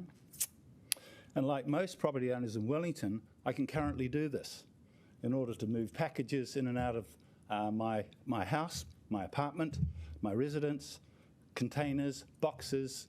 You've just heard someone talk about buying furniture from Stax. Well, yeah, we have that sort of problem of moving goods, moving boxes, moving crates, moving suitcases in and out of the apartment on a day-to-day basis, and this plan precludes us from doing that. And that's my concern about it, and that's what I would like you to consider and think about whether you have that same issue where you live, but we will, and we're having that, what I would consider almost a right to be able to have free access to my property taken away from us by this. The plans also preclude other vehicles. So my partner, for example, who might be wanting to drop stuff off to me or even drop me off stopping outside, she can't drive up there. It could be late at night. It could be early in the morning. It could be any time. Right? It precludes a taxi from getting me to the front door of my residence at normally any time of the day or night. And I don't know whether any of you have walked through the city early in the morning, 5:45 like I do, or around town, that part of town, 9 o'clock, 9:30. Sometimes you really do want to get dropped off right outside your property rather than having to walk through the streets to do that. Right? If you don't believe me, go and try it. Go and walk through the city at 5:45 in the morning like I do, or walk around Lombard Lane or around that area 9 o'clock at night during the week. Right? I noticed that in the plans, they provide for at the absolute discretion of the council, the granting of a special circumstances authorisation, renewable on an annual or biannual basis, for a vehicle to have access to Willow Street or anywhere in the Golden Mile. Owners and users of car parks, I notice, with access only from the Golden Mile, are specifically mentioned as possibly being eligible for such a specific special circumstances authorisation. So apparently there are a number of car parking or car parks in the Golden Mile where you can only get access to that car park from the Golden Mile, and so the plans recognise that situation and will grant, or possibly grant, authorisation for the users and owners of those vehicles to actually use the Golden Mile to get to their car park. So my question really is, why is there no specific mention of residents with no access only from the Golden Mile to their residence, right? Why shouldn't we have the same right as anyone who's got a car park and can only use the Golden Mile to get that car park?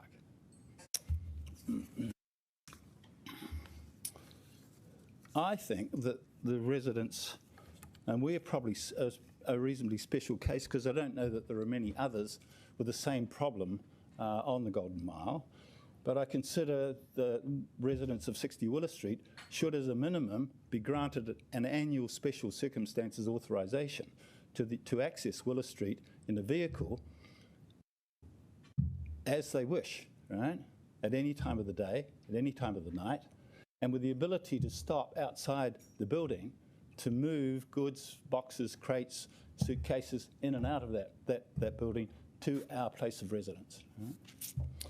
I don't think we should have to go through an application process that could take... Sorry, Bruce, I'll just need to have you make your final points. Okay. Thank you. So I think there needs to be provision to give us access to our properties from the Golden Mile in a vehicle and be able to stop outside, park that vehicle and move things in and out of the building. And I don't think we should have to go through a long authorisation process or even have to reapply week by week to get that authority to do so. Thank you. That's really clear. I appreciate your time. Thank you. I now invite Barry Saunders to speak. Good morning and thank you. I am a long-time Wellington resident who's been fortunate enough also to live in Melbourne, London and New York. I've travelled extensively over both North and South America and in Australia and Europe, including the oft-mentioned Copenhagen. There is real traffic congestion in Wellington, but it's mostly on State Highway 1, not the Golden Mile, which is only slightly congested in peak hours. And our footpaths are not crowded with Lambton Quay busy only in parts of the day. And I should have mentioned, by the way, I've lived in Tennyson Street for 25 years and had an office on the terrace, so I've walked the Golden Mile thousands of times. I believe the internet, aided by transmission gully and better rail services, will make a nonsense of the ambitious population predictions for Wellington.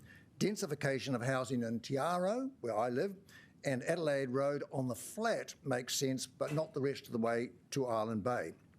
I became interested in the whole project when approached by Barry Wilson of SOS, and you'll hear from later, because at the time I did not realise that radical plans were afoot, which would have blocked Tory Street and Courtney Place, which Tennyson Street runs off.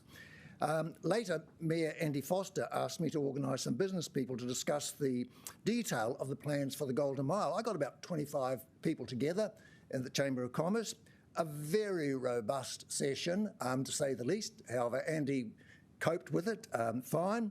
This led to me facilitating 2 more business sessions with the Let's Get Wellington Moving staff, one in Courtney Place and one in central Wellington. Again, there was very little interest in discussing the detail because everyone wanted the whole plan dropped. Looking at the submissions made online, I see only a few of the business people I know who oppose the plan. Many have ceased engaging because they have no confidence that their views will be taken on board. They think the whole project is driven by zealots who are taking advantage of the rather confused governance structure to push their plans through. If you do decide to proceed with the transform option, you must believe either the business people are so dumb that they don't know what's good for them. Alternatively, you simply don't care about the impact on their businesses. They should 100 million spend upgrading the Golden Mile. Why aren't they cheering? Because they think it will damage them. You'll need to think very carefully about the implications of your vote and also about the other stuff coming down the line, including car parks on Featherston Street. I walked down Featherston Street yesterday and I saw tradie after tradie after tradie parked. There's no lobby organisation for tradies, but these people would not be able to park there and do the work they're doing in the building. We all want a more attractive and dynamic city. There's a lot that could be done to make it cleaner, more attractive, better options for cyclists, that is parking, and those using other transport mode. Hard choices have to be made, including the cost for a city struggling with its water and seismic issues. I urge you to send their proposals back to Let's Get Wellington, moving for a radical rework, or, and perhaps better, take back full control of the street works other than State Highway 1. NZTA and Greater Wellington should not be redesigning our streets. Stop outsourcing this critical work. And while we're about it, let's stop deluding ourselves. We can match the transport systems used by European cities with millions of people, not our modest 220,000. That's all. And we've got the Greater Wellington area, but it's very small. And also, we're not rich, and our challenges are unique to us. Cherry-picking studies from overseas. I've commissioned lots of studies myself, and they always came up with the answer I wanted. And so I have a deep level of cynicism about expert studies. Without business-friendly policies, there won't be a city most of us want. Residents and those living outside the city have choices other than the Golden Mile. Remember what happened to High Street in the Hut after Queensgate was developed. Who wants to see shops and cafes shutting one by one? Let's get real. Thank you. Thank you, Barry. Appreciate that lively discussion. We have time for a very quick question, Councillor Chung. Very quick question, thanks, Barry. You're talking about Featherston Street and all the tradies parking there. Do you think we could have more good service vehicle parks just for them? Yeah, the thing about tradies is they don't actually have an organisation, so they should be. Obviously, they just grab places where they can, often parking illicitly, because that's the only thing they can do. So yes, we need lots more. And when I looked at the plans for Featherston Street, which someone drew to my attention recently, and I could see the cycleways, but it's going to be enormous impact. I mean, I didn't get on to the issue of all the side streets cut off and having to turn around, and another bit of nonsense, as well as the authorisation process. Just lunacy stuff, guys. Thanks. Yeah, we've now run out of time, but really appreciate your feedback. Thank you so much for coming in. I now welcome Bianca Moller online. Kia ora koutou katoa. Hello, my name is Bianca Moller. I am a Senior Process Improvement Analyst for Government. One of the things that I just wanted to raise as a concern as being a fellow Wellingtonian is the fact that specifically around buses, because this initiative is obviously focusing on safe pedestrian environment as that being one of the key factors. Actually, one of the things that is very problematic is buses constantly running red lights. It might seem like a very specific issue, but it's something I see on a day-to-day basis all the time. And I was wondering whether you guys would consider possibly putting in like a facility to basically stop that, like red light cameras, something to keep pedestrians safe. Is that something that's actually being considered at the moment or not? Apologies, Bianca. We can't answer questions in these sessions. This is Right. purely submission and feedback from yourself, and we can ask you questions as well. Okay, sure. Okay, perfect. Yes. But Basically, we can take that a question was- offline. If you want to connect with us offline, that'd be fine. Yeah, that's not a problem. No worries. Yeah, so that was basically one of my major issues that I want to talk about, just because of the safety issues and the number of complaints that the council gets and the police every year. It just doesn't seem to be something that is being addressed, and it was something that really stood out to me as an area of concern, considering the public safety aspect and part of the reason for us doing this work. The other feedback was whether, obviously, I'm posing this as a question, but Australia has got really good tram systems that might actually work better and help connect the train services better to the centre of town. And so I actually think that that's something that we should consider long term, especially as we transition to like more pedestrian focused. It might actually help us connect more of the train system into like Courtney Place as well. It'll just help with getting pedestrians and the wider public into that area safer as well. So that was the predominant feedback that I had, was in those two areas. That's wonderful, really useful and very clear. Do we have any questions from councillors? No, we don't. Bianca, thank you so much for your time, and please reach out to us offline and we can answer those questions about the lights. Okay, perfect. Thank you very much. Okay, we are now going to take a break until 11:35. Thank you.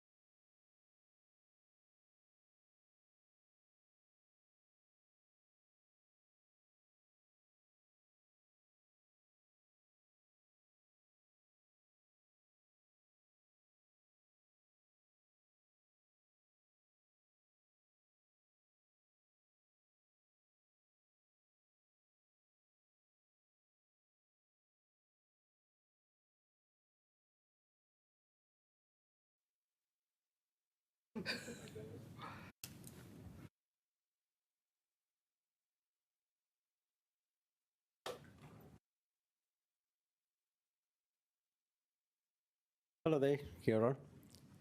Yeah, I'm not a public speaking person. It's the first time I'm speaking in front of other people. I'd like to add a few things. Oh, yes. I own a business in Kaunihera Place for the last 29 years, and I've been running successfully. But over the years, I've seen a lot of things happening around that area. When initially Kaunihera Place was built up, there was a date place, there was a flea market, burned down buildings and everything. When Mayor Mark Blanksy was a mayor at that time, so they tried to change the whole city, to bring the city into a vibrant city. So they changed the Kaunihera Place, turned into be a night.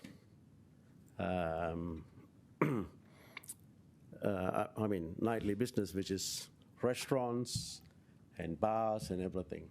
It was very successful. The next thing they did was Cuba Street. They dealt with the whole area, so they become an eating place.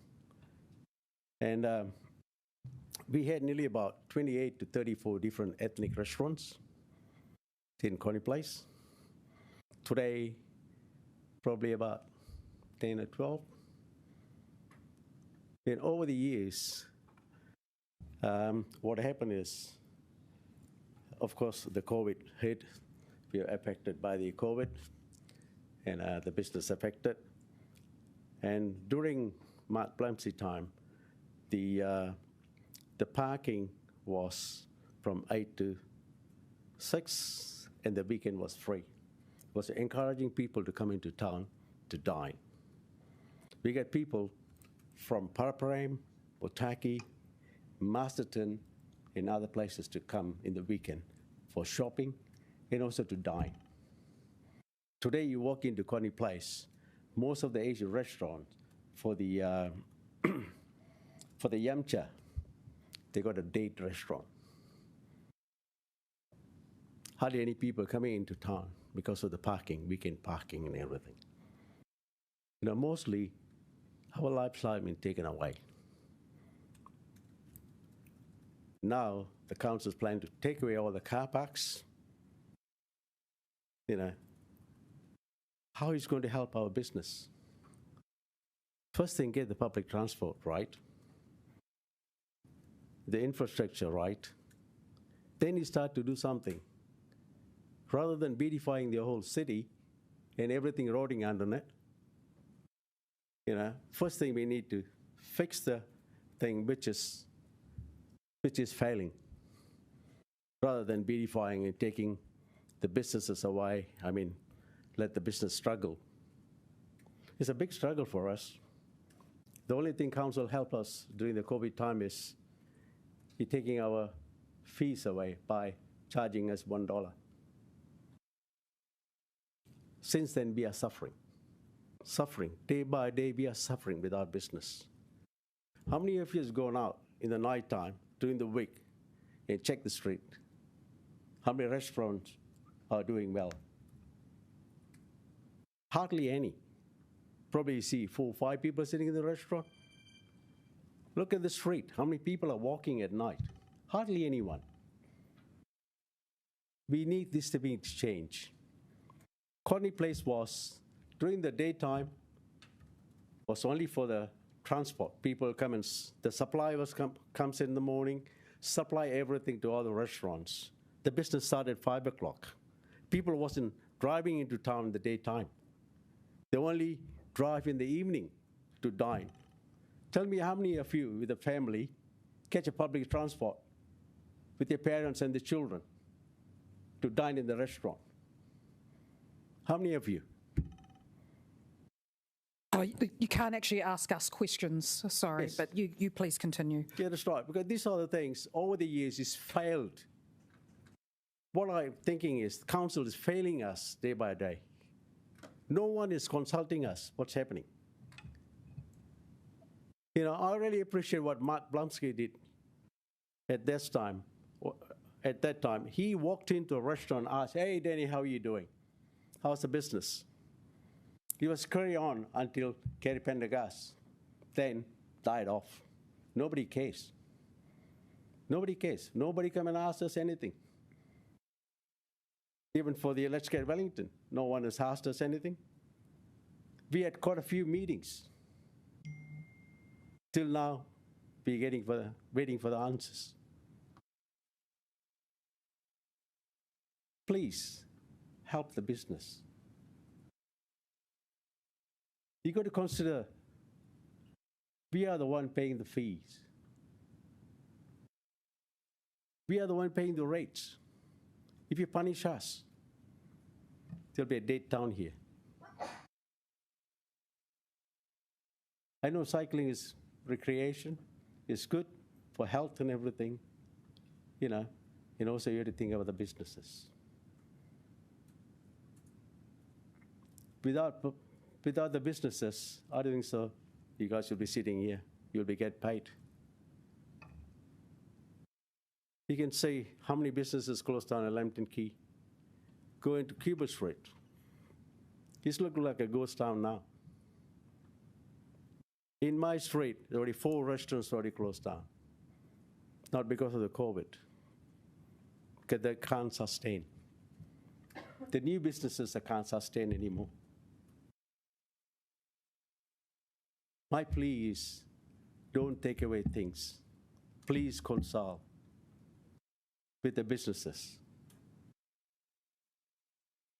and help the businesses. Ask them what they need, rather than taking things away from them. At the moment, everything is working fine because all the deliveries we get in the daytime, both of Allen Street and the other street, it's empty. They come in the daytime, they do all the deliveries and go. We start business at 5 o'clock. The cars come and fills the whole car parks, and you get the revenue from the car parks. If you take the car parks away, where the revenue going to go? Where are you going to get the revenue from? It's going to be more burden on us. You're going to tax us more. That's what's going to happen. I tell you today, it's sad.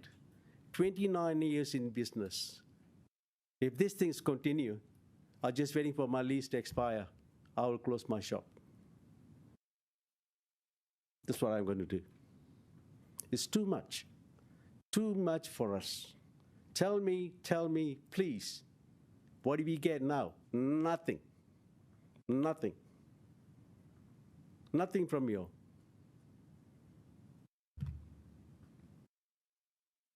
Thank you for the time. We do have a couple of questions, and we probably only have time for a couple. Councillor Calvert. Yes, thank you, Danny. Very quickly, have you noticed the impact of the closure of the car park by Reading and the other one by the Amora Hotel? Do you think that's impacted? It's impact very much, very much. You know, because a lot of people go for the symphony orchestra and also all the shows. They're finding it hard to get car parks, especially elderly people. They like to drive in. You know, normally they're not single person going to drive. They're going to pick up their friends. You know, when they go for the show, you know, because I know in the business 29 years, people drive into from a restaurant, park it there, at least 5 people, 4 to 5 people, come and dine, you know, they park, pay for the parking, they go for the show. The biggest impact is the James Smith car park. Thank you. Councillor Paul. Kia ora, Danny. Thank you for coming to talk to us.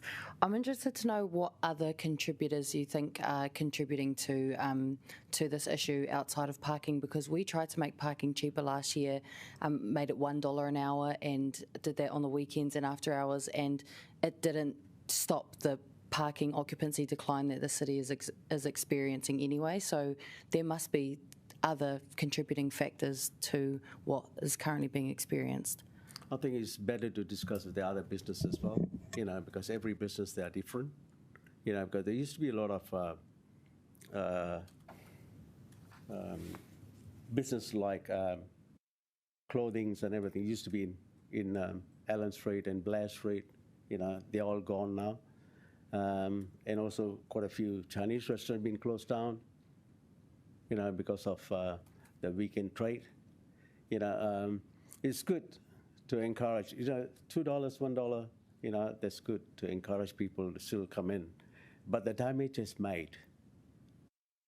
People talking about Wellington City, they don't want to come in.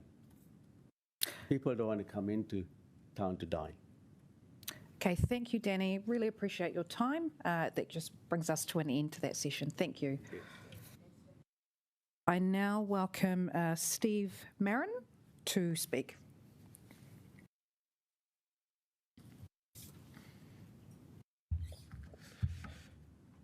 Kia ora koutou katoa. I'd like to thank the Council for taking the time out of their day to listen to these submissions. So a little bit about me. My name is Steve. I'm a current Victoria University student. I'm studying law and commerce. And here's what I think about the proposed changes. I strongly support all the changes coming up in front of the Council. This is what's wrong with our system currently. 1, biking. I frequently use bike lanes all the time on the roads. And nearly every day I use a bike lane, I feel like I'm about to get hit by a car. So I get hit by a car or another vehicle.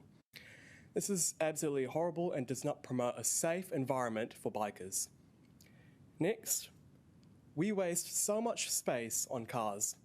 Let's take Courtenay Place, for example. We put probably like 2 meters on each side for a footpath and like 8 meters for cars, buses, and all that. This is dedicating so much space to just cars. This could be used for a much bigger footpath, create much more foot traffic through the street, and create more demand and more customers for businesses. Next, being a first-year student last year, that meant a lot of nights out in town last year. So I'll be going out with my mates, but that also meant going to Courtenay Place. And I will tell you, that street is absolutely dangerous for many first years. You do not have the best judgment out there. You're having a couple of drinks down, and I'm telling you, I've seen firsthand many students nearly get hit by vehicles. This is definitely not a safe environment for students. Next, emissions. This is probably very cliche, but emissions is absolutely horrible. I didn't care too much about it until I walked through Mount Vic Tunnel. And it was basically a small enclosed tunnel full of cars, and you could just breathe in and smell all that gases coming out. And when you breathe that in, I can't even stand 5-10 minutes in that tunnel. I imagine doing that every single day, walking down these streets, having to deal with car emissions every day. For these 4 reasons, I strongly support the changes proposed to the Golden Mile. Thank you. Kia ora for that. Do we have any questions from councillors? Yes, Councillor O'Neill. Kia ora, Steve. I'm interested in your opinions around city safety on Courtenay Place. So on a Friday or a Saturday night, we're hoping to remove private vehicles from most of the Golden Mile, but would it make sense to have some places where private vehicles can access, like Uber and taxis and stuff like that, for safe getaways, or how would you like that to function? I do like the idea of having Ubers coming through, but there's plenty of adjacent streets, such as Wakefield Street being a really good alternative for Ubers. It's a couple hundred meters down, and it's a pretty good place for Uber pickups and drop-offs. Cool, thank you. Councillor Paul.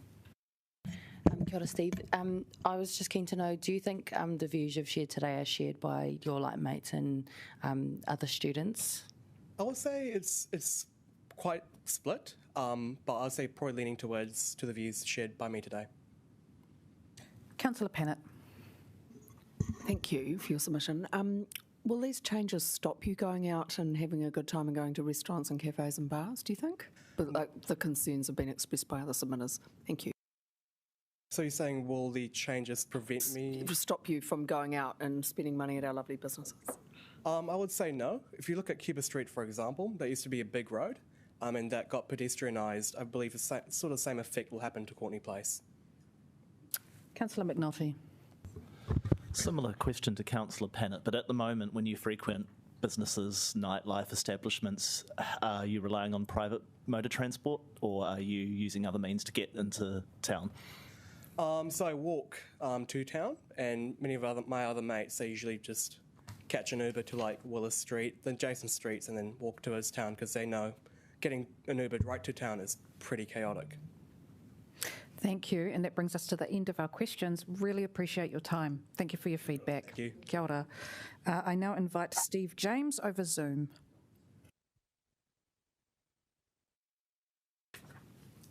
Kia ora. My apologies for being a few minutes late. I was in the Zoom link for yesterday. Good.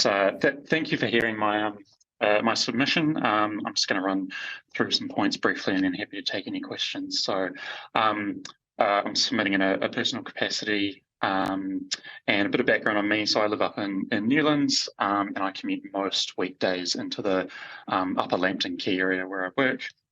I take a range of transport modes to get there on any given day, depending on what I'm doing, and a little bit on the weather. So mainly a mix of bus and motorbike, but also come in on the train and cycle from time to time as well. So look, overall, I wanted to say that I'm really in support of the proposed improvements to Lambton Quay and the whole Golden Mile, to be honest. I think it's really crucial that we enable more bus movements through this area, so we can move more people through the CBD more efficiently. I'm also in support of future-proofing it for light rail in future to allow for even more capacity, so in support of that too. I also really support the emphasis on making the Golden Mile is a really nice place to be for pedestrians. I think that should be a key priority. That is how the vast majority of people get around and make use of the Golden Mile. So I really commend the plans and the council for putting the thought into this. And I think really it's important to note that there is a lot of evidence and around sort of when you pedestrianise spaces that it can be a really good boost to businesses. You've got more people going by, you've got people more likely to stop. The one point I did want to raise in my submission was around the removal of some of the motorbike parking areas. So I think there's 3 in sort of the area I'm talking about. So corner of Lambton Quay and Balance Street, corner of Lambton Quay and Stout Street, and then Lambton Quay itself opposite Stout Street almost. So I think this is to make way for the shared zones where these streets are to be connected, make them more pedestrian friendly. And then the one on Lambton Quay, I think, is expanding the loading zone. So I think by my sort of crude measurements on Google Maps, these are about sort of 4.5 car parks worth of space. But having space for motorbikes and scooters, you can hold about, I reckon, 7 to 8 motorbikes and scooters sort of comfortably within one car space. So I think all up, it's talking about sort of space for around sort of 34, 35 scooters and motorbikes there. I do also acknowledge in the plans that there has been provision for a new motorbike park on Waring Taylor Street, where that's been closed off at the very end. It is quite a bit less than what's being taken away there. So I think by my, again, rough measurements, it's around sort of 1.5 car parks worth of space. And my suggestion would be to encourage the council to consider whether there is any ability to move particularly those corner spaces down Balance Street or down Stout Street and make provision for some of that space there where possible. A lot of it at the moment is angled car parking, so if you're talking sort of 1 to 2 of those spaces, I think that'd be really welcome. I think it also would mean, noting the article in the Post this morning about any sort of further changes creating delays and things. I think this could be done outside of this process, so hopefully it wouldn't cause any disruption in itself from the very excellent plans that the council has put forward for the Golden Mile. So thank you very much, and happy for any questions on that. Thank you. We have Councillor McNulty with a question. Good, Steve. Thanks for those practical suggestions. Look, I'm over the hill from you in Johnsonville, Newlands. When this is all done and said, would this stop you going into town, frequenting businesses, shopping and the like, if it's proposed? No, it wouldn't. I think it would actually make me come in more often, to be honest. I mean, as I said, I take a mix of bus and riding my bike. I think one of the things that limits me a little bit is being able to take pets and things on the bus without a carrier. I do tend to drive into town for that if we're coming in on a weekend or something like that. So really, I think overall they're quite a positive positive change there. But I do support the need for, a mix of modes and things like that. I don't have any further questions, so I think we'll let you go back to what you were doing. Thank you so much for joining us and for your feedback. Thank you very much. Ka kite. I now invite Isabella on Zoom.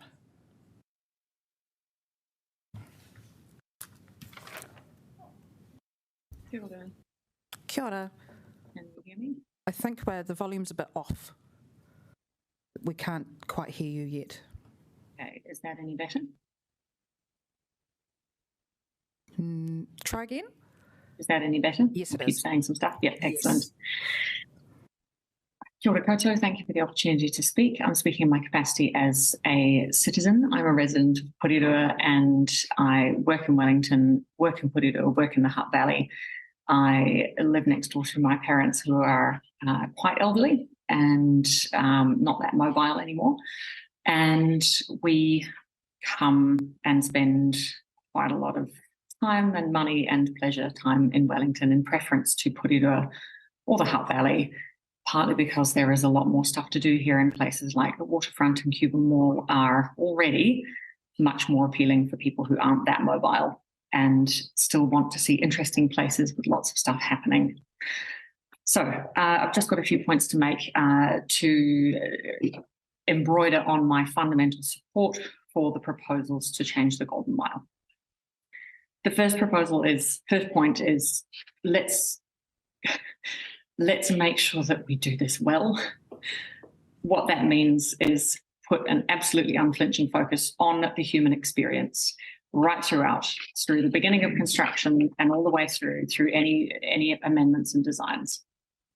Where cities have done car freeing well, they've found, unsurprisingly, it's been hugely beneficial for the city, for the people of the city, for the businesses of the city, the whole 9 yards. Now, it's been a huge shift that Let's Get Wellington Moving has stopped thinking of itself as just our transport program and started acknowledging that it is in fact about city building just as much as it is about moving people. So let's not start backsliding and losing our focus on the human experience through these changes to the Golden Mile.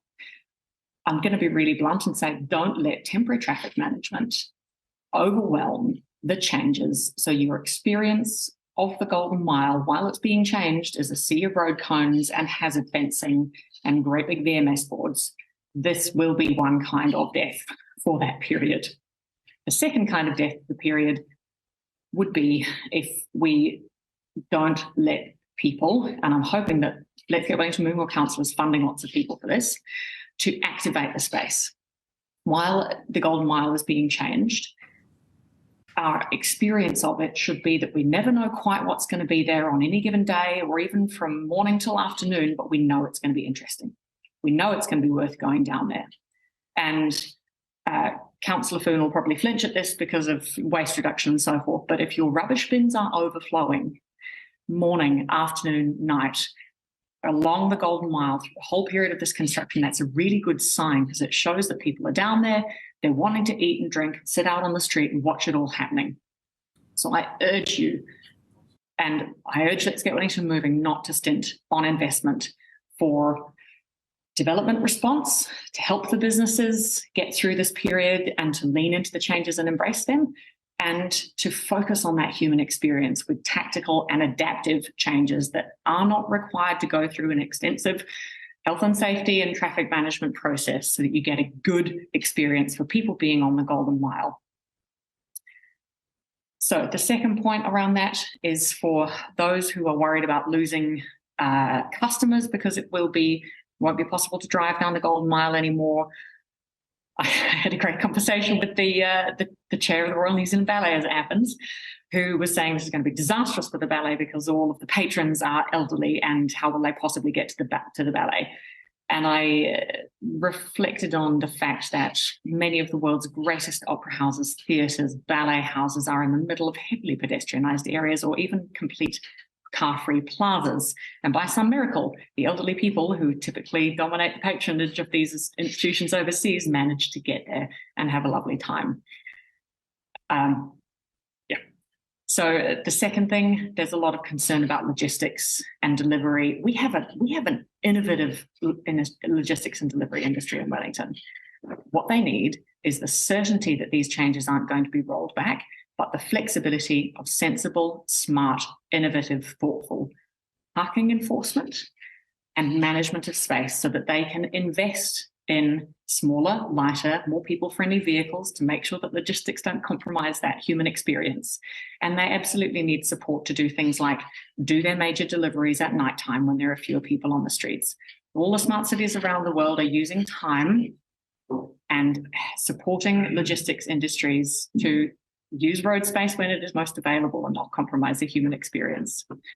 So, in the immortal words of RuPaul, good luck, don't fuck it up. Thank you, Isabella. That does bring us to the end of the time, but I really appreciate your time. Thank you. I now invite Regan Sayer to come and speak.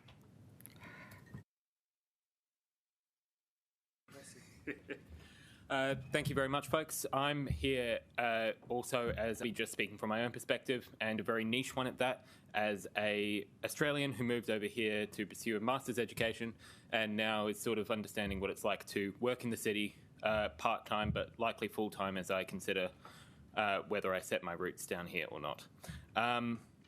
I'm very much in support of these reforms. I reckon they'll be a great change for the city, and one where will be very dependent on. From what I see of Wellington, it's very dependent on the Golden Mile as a backbone of the city, from Lambton Quay and Willis Street as a place where people work, from Manners, Dixon and Cuba where people shop, Courtenay where people play, so to speak.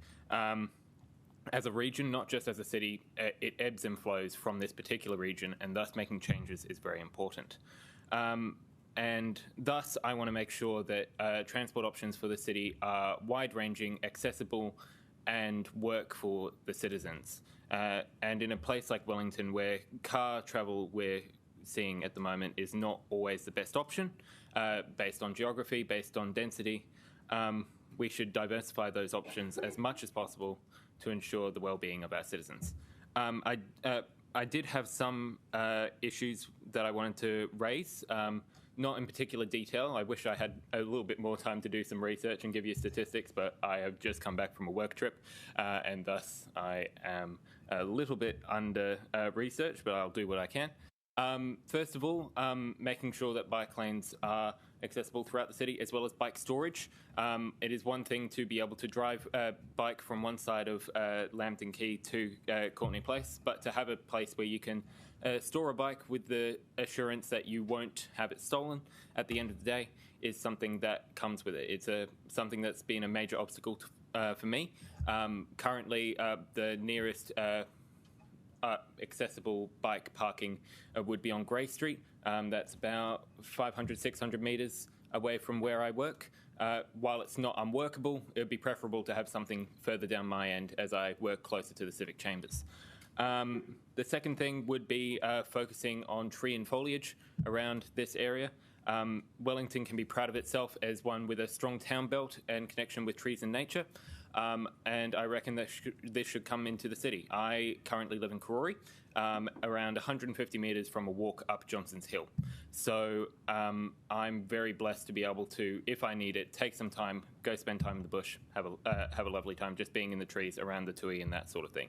It is a stark contrast to walking down the Golden Mile and figuring out if I'm going to have lunch in an overcrowded park just across from there or over in Parliament Lawn, which, while a lovely grassy area, doesn't really feel like a step back from my working environment. So even if it is just turning Lambton Quay into Lambton Avenue with trees along the side and that sort of thing, I'm sure it would be greatly appreciated by some. Lastly, I wanted to say that about the time frame of these reforms, and I would like to say that in the idea of these changes, obviously there'll be upheavals for many, and I'd like to say just make sure that these changes are done well, not done quickly. Even if it means stretching out the time frame by a year, 2 years, 3, if it is done well, if it doesn't cause too much upheaval for folks who are living in the city, working in the city, and causes discontent and that sort of thing, I reckon it may be worth it. So that is all I have to say. Thank you very much for listening. And I hope I serve as a model for folks who are interested in what the council is doing, want to make a submission, have no clue what they're doing, but step in anyway. Thank you, Regan. Councillor Paul.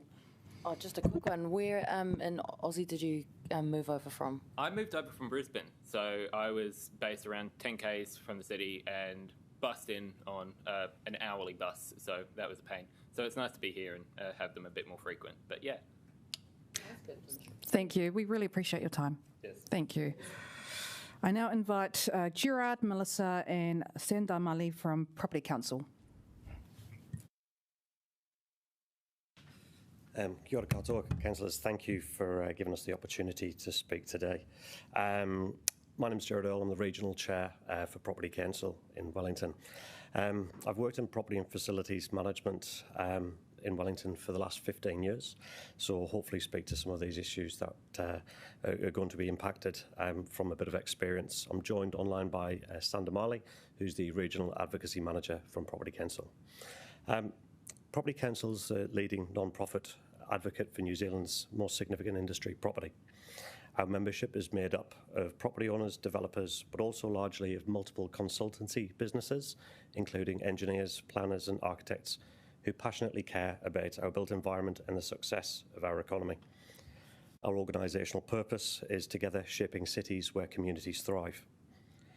Property Council is a collective voice of the property industry, and property is the fourth largest industry in Wellington. There are around $40 billion of property assets across Wellington and the employment of over 20,000 people. We connect property professionals and represent the interests of 134 Wellington-based member companies and businesses across private, public and charitable sectors. Property Council and its members do support transformative change within our city and also the needs to have a resilient, sustainable city and economy. There is strong support for greater and working public transport infrastructure and the reduction of emissions and the creation of greater urban density. We're not here today to focus on the use necessarily of private motor vehicles on the Golden Mile, but more specific, some practicalities with respect to the changes and the concerns in respect of Let's Get Wellington Moving. As we ought to all be aware, Let's Get Wellington Moving began as a response to the termination of the Basin Reserve flyover plans. There was a protracted stalemate with respect to this and it was finally dropped in 2015. The partners involved in improving this route from Nauronga to Wellington Airport decided to take a fresh, wider approach to look at the transport system, and we welcome that this has seen a focus shift from merely a transport solution to a wider focus on the transformation of our city. But delivery of this is key and remains our core concern.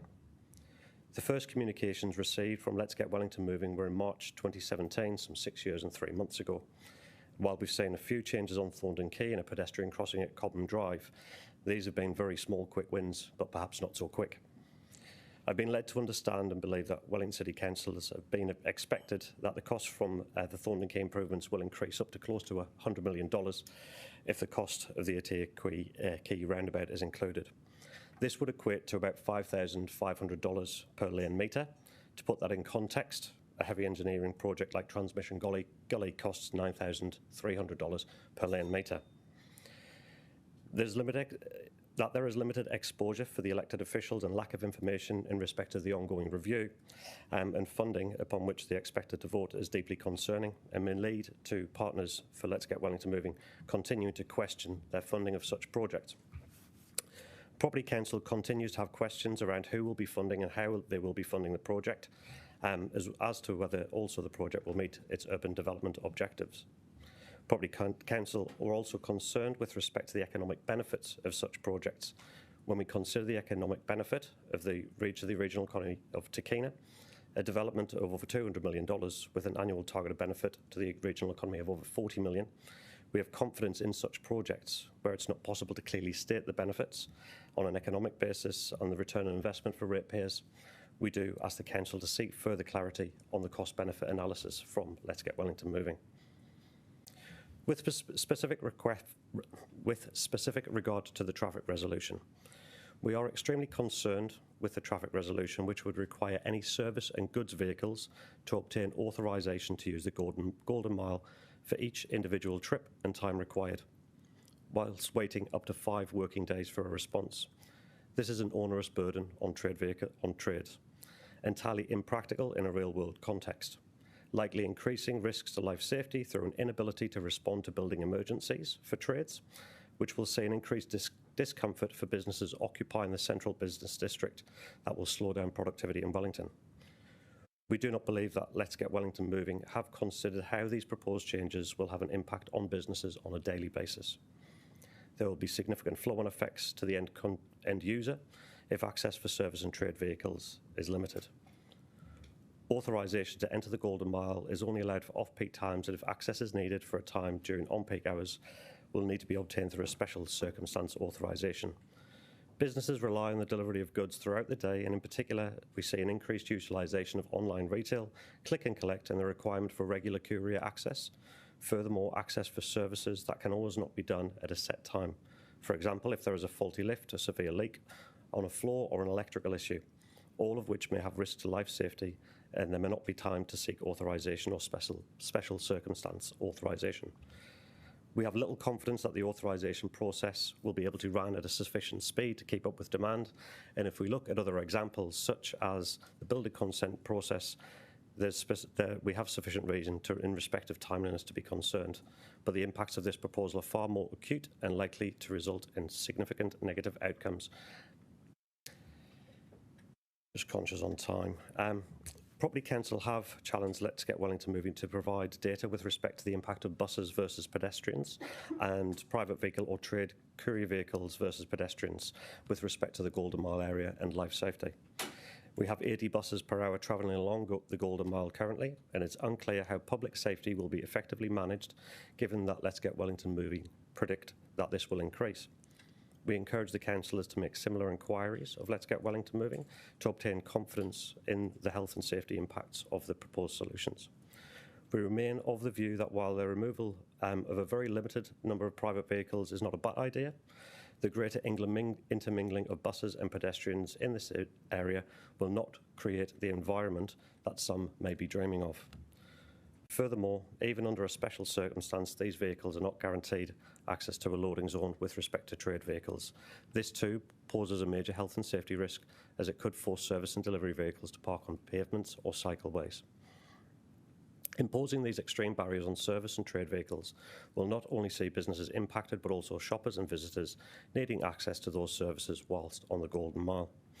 We therefore recommend that the traffic resolution be amended to allow for service vehicles to have access to the Golden Mile without having to complete an application process for approval from Wellington City Council each time they wish to enter the Golden Mile. In conclusion, we have a number of concerns that the consultation document does not address as to the vision, purpose, outcomes and funding of the Golden Mile project. We also recommend the removal either entirely of the authorisation of service vehicles, or at most a 12-month permit system to alleviate the foreseen challenges with a bureaucratic process. I'd like to welcome questions. Thank you. That's a very clear feedback for us. We have a question from Councillor McNulty. Thanks, Barry. A similar question I've asked to a few others. You'll obviously be aware that the Auckland CBD is currently thriving from rents, occupancy, patronage. So what is it about similar projects in Auckland, like Britomart pedestrianisation, K-Road cycle lanes, that has worked there that we aren't doing in our proposal? What's the differences of where we should be focusing on, given the positive results we're seeing in Auckland? Sorry, did you say that there were positive results in Auckland? Yeah. And what evidence is there to back that up? So Heart of the City, Auckland's own business retailers, saying that they are at the highest level of retail occupancy that they've been in years. They're seeing 1 million people coming into the CBD each week, which is the highest they've put through. So I'm taking from their own advocacy group here. I mean, I would probably question that before making any statement and want to look at that research, because from what I see in Auckland, if you walk up to the upper parts of Albert Street, there is certainly no thriving going on there when you look at the impact of the city rail loop. So, yeah, I'm not sure I agree with the sentiment there, so it makes it difficult to answer that question. Okay, yeah, thank you. Councillor Free. Oh, yes, just quickly. I wasn't sure, you said you'd sought information from Let's Get Wellington Moving team. I wasn't sure if you'd received what you'd consider an adequate reply. With respect to, so there were some elements raised in earlier consultation and conversations with Let's Get Wellington Moving about safety being an important aspect as to the removal of private vehicles from the Golden Mile. We had asked them and challenged them to provide some data on that, which was not forthcoming. We haven't received it. One of the core elements to that was with respect to how many private vehicles or trade vehicles had actually caused accidents or incidents or death versus how many buses had done that. And I think the important thing to consider is that a lot of what I've heard today from other presenters talks about the pedestrianisation of the Golden Mile. This solution is not a pedestrianisation because we remain to have still a lot of bus movements along there. So it doesn't seem to resolve that element of the public safety concerns that we continue to have with respect to this solution. Thank you. That does bring us to the end of that session, but we really appreciate your time for you and your team, and we'll take that back. Yeah, thank you. Appreciate your time as well. Thank you. I now invite Barry and Eeyore to from SOS Courtney Place.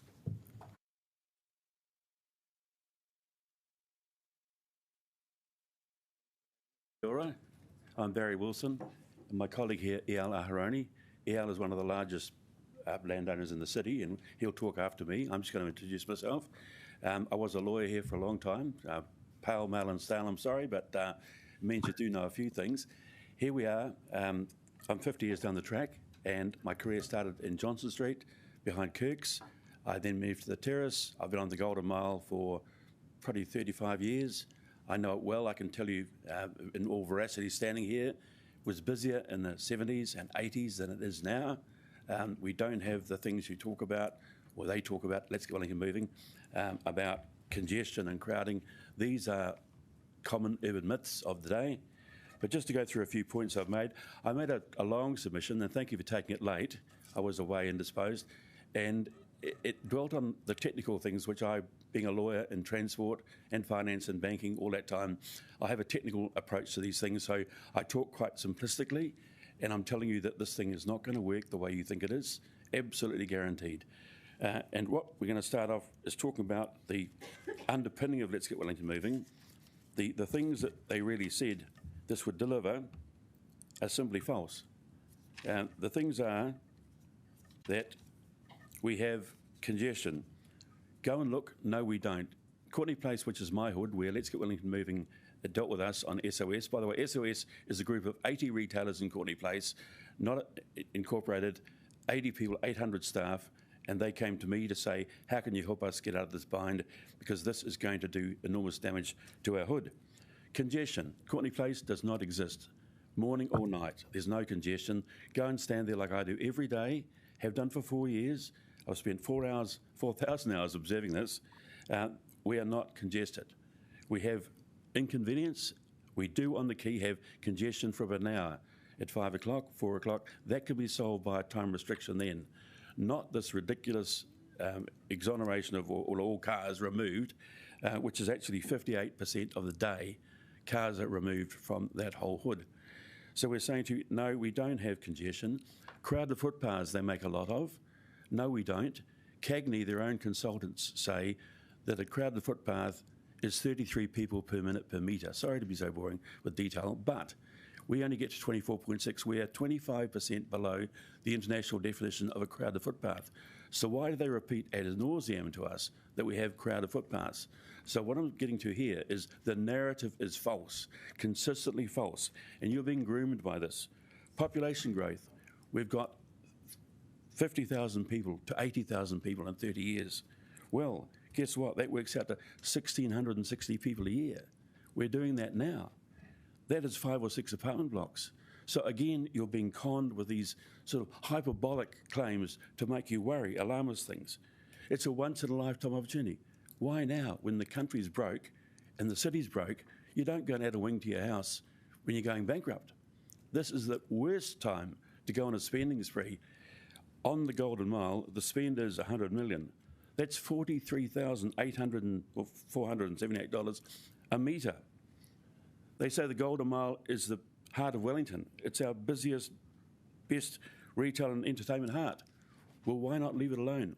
Why go and take it apart? Pardon me. So we come from the angle that talking about the Golden Mile, it never was Willow Street, it never was Manor Street, it never, ever was Corny Place. It's now called the Grotty Mile, and unbelievably, Monday, it's been announced by one of your officers, we're going to have a clean-up down there. We're going to get our brooms and go down there. This is in a city that's a proud capital city, asking the shopkeepers and residents and people like me who've spent 25 years working there to go out with a broom and clean the place up because the Women's Football World Cup, which is wonderful, is coming to our city and looks a bit tatty. We've been saying for 4 years, and Diane helped us once get clean up during COVID. I walked every day Lambton Quay, the whole Golden Mile, every day during COVID lockdown. And I took hundreds of photographs, which I showed some councillors. Some never replied, of course, they never do. But that is a filthy hood all the way along. But the worst part was Manor Street and Courtney Place. And now, just suddenly, because of this international event, we're going to clean it up. Whoop-de-doo. Go and look at the furniture down there, and I know you see it every day, and I've moaned about this to you many times. You promised to come back, but we never seem to get together, even that famous cup of coffee. But look at the furniture. It's absolutely munted. It's filthy. And there's grime on every interface between the wall and the footpath. I don't know why we do it. Once I found the scrubbing machine cleaning the footpath. The man says, I'm supposed to come every month, but I don't. I said, why don't you come every day and fix it? Why don't you clean this place? I'm ashamed of it. So my friend said to me, Wills, why do you bother with this part of town? They've given up years ago and the ghost is gone. On the question of costs, it's ridiculous. We cannot afford this thing. We have to be careful. We're not Luddites, by the way. All of Courtney Place is saying, leave us alone. We're 14 ethnicities. We are proud people. We do want a theme. We are an Asia town. Why are you trampling on us? Why are we so untrendy? Just hearing Danny and his wife Mary, who've been there for 60 years and know the hood, and that's my favourite restaurant. They tell me that when parking was extended by 2 hours at night and people had to pay, they stopped selling desserts because that's how fine the margin is when people go out from Porirua or Kororio to the restaurant to dine. So this is a very, very difficult fine margin business. What you'll do to the south side of Courtney Place with these interventions, you will send them broke. You will send them broke, and you know you are, and you look them in the eye, and I challenge you, every one of you, to grow a heart and think, this is their overdraft, their guarantees linked to their house. It's not just funny money, they go broke. When Hamish Vance says to me, he and his brother have been there for 80 years and that the best men's shop in New Zealand, and you're going to put a bus stop outside his shop, cover up his best window in town. And he talks to Let's Get Willing Moving, they just don't care because they come from another planet. These people are wonks and wombles who, not to be too rude to them, but they're very frustrating. I've had 4 years of banging my head. I was a lawyer for 28 years, and I had never been involved in such a difficult process. Conscious of time now, let's bring on EL to talk. Thank you, Barry. Yeah. I just want to say that Barry has got no financial interest. He's a retired person and is genuinely trying to help. I'll try to be quick. I only got 3 minutes. I've sent a letter to Let's Get Wellington Going, and I believe that it's going to be ignored because it didn't come with the format that they want me to send it. So I'm just going to quickly read it. Please note that the move to turn the Golden Mile into bus and pedestrian road only has already taken place in Manor Street. The outcome is not desirable. Retailers failed, and the area has become unattractive. We already got in Manor Street. It's going to come to Lambton Quay. Your current plans will bring the same outcome to Lambton Quay. Please be honest and advise your constituents, that you may improve bus reliability, but you will. It will be done at the expense of the vibrancy and viability of the city. The Golden Mile will lose its attractiveness, I believe, and hope that future city bodies will revert back at similar or greater cost. I know you're asking for feedback, but please be honest. I believe you're just ticking the boxes to enable to continue with the no-car plan. As local and active resident and business person, I'm personally unable to find any support for what's going on. I believe that the business will simply go to the heart, so you will be contradicting the sustainability thing. If people can't come to town with a car, they'll just drive to the heart. So there'll be more cars, more driving, less shopping in Wellington. Now, I don't understand. Okay, I think we are already on a train that we can't stop. We all are, I believe. You do have the power to stop it, but I'm not sure you have the willingness to stop it. If we do fail, why are we not letting the cars go drive, not at peak hour? So you got the buses at peak time. But outside peak time, which is in the morning and in the afternoon when people go home, in Manor Street today, there's no one there. Why is the cars not allowed there? The cars is important. You look at Victoria Street. Victoria Street has got no pedestrian. It's got cars. But the retailers are doing better in Victoria Street than doing in Manor Street. I got building in Manor Street. No one wants to be there. You can't rent a building. You can't shave any shop in Manor Street. It's dead. Okay? On Victoria Street, there's no pedestrian. Because the car's got a function in society. People drive the car sometime once a week, every twice a week. They see the shop. It's more visible. Look, I just came. I've been recently. I've been in other cities of the world. I've been in London. You can drive a car everywhere in London. Okay, they got a much better underground system. But London, Tel Aviv, you know, you can drive cars in most of those cities. Wellington is a 200,000 people village. And you can't put a car in Wellington here because we've got too many cars. We'll just need you to make your last point, if that's cool. Time to make your last point. We've just reached the end of the time. Thank you. Okay, thank you. Thank you so much. Thank you both for coming in. Really appreciate your time. No, well, we've run out of time. Sorry. Well, thanks so much anyway. Yeah, thank you. I now invite Robert Armstrong to speak.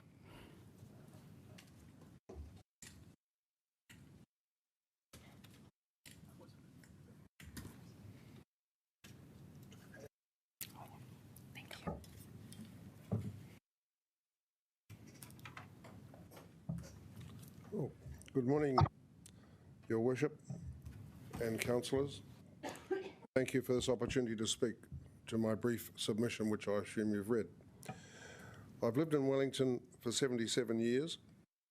Child and teenager, I travelled on trams, trains, buses for my education. I now live in the CBD, opposite Circa Theatre. Within the inner city, I either walk or use buses, but travel to outer suburbs by car, by choice. I want to say I concur with the submissions I heard yesterday when I was in the audience for an hour or so, particularly the ones by Mrs. Prattley, Nichols and Hutchings. I've also read and support the Chamber of Commerce's commission, which seems to me to be very logical, and the submission by SOS just given by Barry Wilson. Over the last month, I've conducted a survey and I asked members of 10 different groups of acquaintances. These are people I went to school with, golfing mates, cricket, Probus, Rotary, all those sort of groups that I have coffee with still. And I asked them, they're mostly my age, I said, do you support the local, Let's Get Wellington Moving traffic and movement proposals? The answers were, support in full 2, qualified support in full 2, do not support at all 100. That is 96% of the people roughly my age with a wide range of social and other interactions, people who've been in the city for a long time and who support it, support the cultural city, support the shopping. These are people who are not happy. And I wanted to bring that message to you. I'm not representing any organisation at all. I'm representing myself and the people that I'm acquainted with. The 30-kilometre speed limit in the Golden Mile, I understood was passed on the basis of children's safety. At least that was one of the points. And I wasn't aware of any statistics that gave us information as to how many children had in fact not survived as a result of an accident over recent years. Other submissions refer to the economic cost of this proposal. It's not customary to use the word millions these days. It seems to be in billions over the last 10 or 15 years. But I'm on the assumption, I've done some costings here, on the assumption of the city having a population of 200,000, Wellington ratepayers pay roughly 30% of the costs, the long-term costs predicted for Let's Get Wellington Moving. That's because we have apparently a 20% percentage by Wellington, and we pay roughly half of the rates paid by to the Wellington Regional Council, Greater Wellington. For every 100 million of that, the Wellington ratepayers, man, woman and child, are paying $150 each. For every billion, they're paying $1,500 each. And given that the projected cost is $7.6 billion, this is for the overall project, you divide that by 200,000, you get $11,400 for every man, woman and child in Wellington, in round figures. Now, people don't give these figures at council meetings. We talk about billions and millions, but when it comes down to the person who's got to put his hand or her hand in their pocket, that's the result you get. I'm concerned about the loss of car parks in Taranaki Street, the North End in particular. There's a submission made by John Rankin, who's more aware of these issues than me. I urge you to read it. He's not speaking, unfortunately. In my view, stopping vehicles carrying patrons of creative capital venues like concerts, etc., is a real problem. I know a high-profile couple, one of whom is disabled and cannot go to the Opera House, of which he's been a supporter for years, because neither taxis nor Uber will stop outside the Opera House or pick him up afterwards. And it's along the same lines as the article written in the paper recently by Dame Kerry Prendergast in relation to the St James Theatre, of which she is chairman of the New Zealand Ballet Trust. My final thoughts. The number one vehicle of choice for transport has for 100 years been the motor car. This will, for the foreseeable future anyway, continue. That's because of flexibility, opportunity to go when you like, and not be frustrated in the way that one does generally with public transport.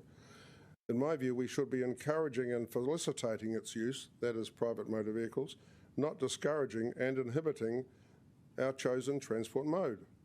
And my final words are, the Golden Mile is no longer golden, and I'm very sad to see that happen. I served 16 years on this council. I was proud of the performances we achieved from under the leadership of Mayor Bumsky and Mayor Prendergast, and it saddens me as a Wellingtonian for all my life to see that the prediction of the former Prime Minister Sir John Key about the city dying seems to be happening, and I fear for my grandchildren, and in particular in relation to the costs that I've given you, which will inevitably result, and which in fact could increase on the basis of budgets these days not seemingly being met. Thank you for your time. Thank you. Sorry I haven't got time for questions, but thank you. All good. No, thank you very much. Appreciate your time. I now invite Greg Wilson to speak. My name's Greg Wilson. I'm from Epic Hospitality. To give you a hospitality perspective, we've got a number of bars on Courtenay Place. Hands up, who's been to Vinyl Bar? Yep, good. Shady Lady, Courtenay Place.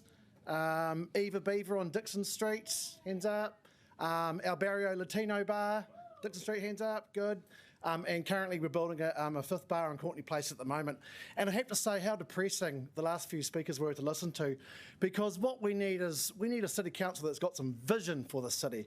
Do you know why I moved to the city 20 years ago?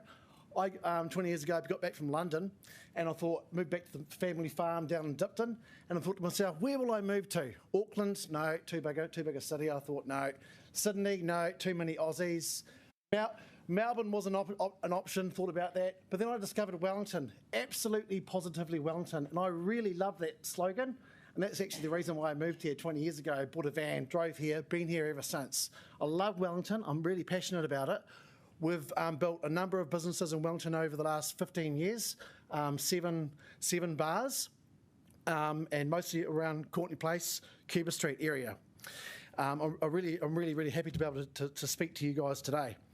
I want to talk about the urgent need for the rejuvenisation of Courtenay Place and the challenges we are facing as operators on Courtenay Place right now. We're trying to build a brand new bar on Courtenay Place in the old Paramount building. Do you know what? All three agencies are against us. Police, liquor licensing inspector, as well as regional public health. Do you know what the police are saying? The police are saying, no, Courtenay Place is too congested at night.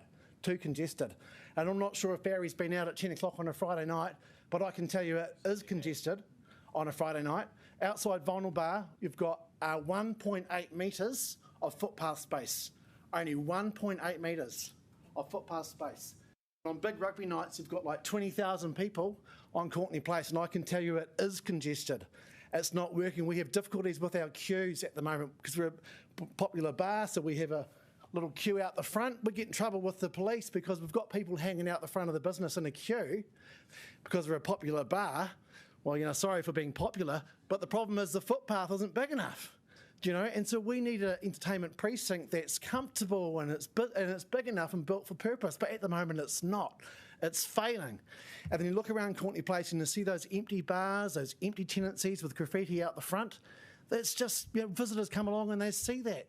And we used to be the Wellington's coolest little, well, the world's coolest little capital. We're not at the moment. We've lost our mojo. Everyone knows it. And what we need is change.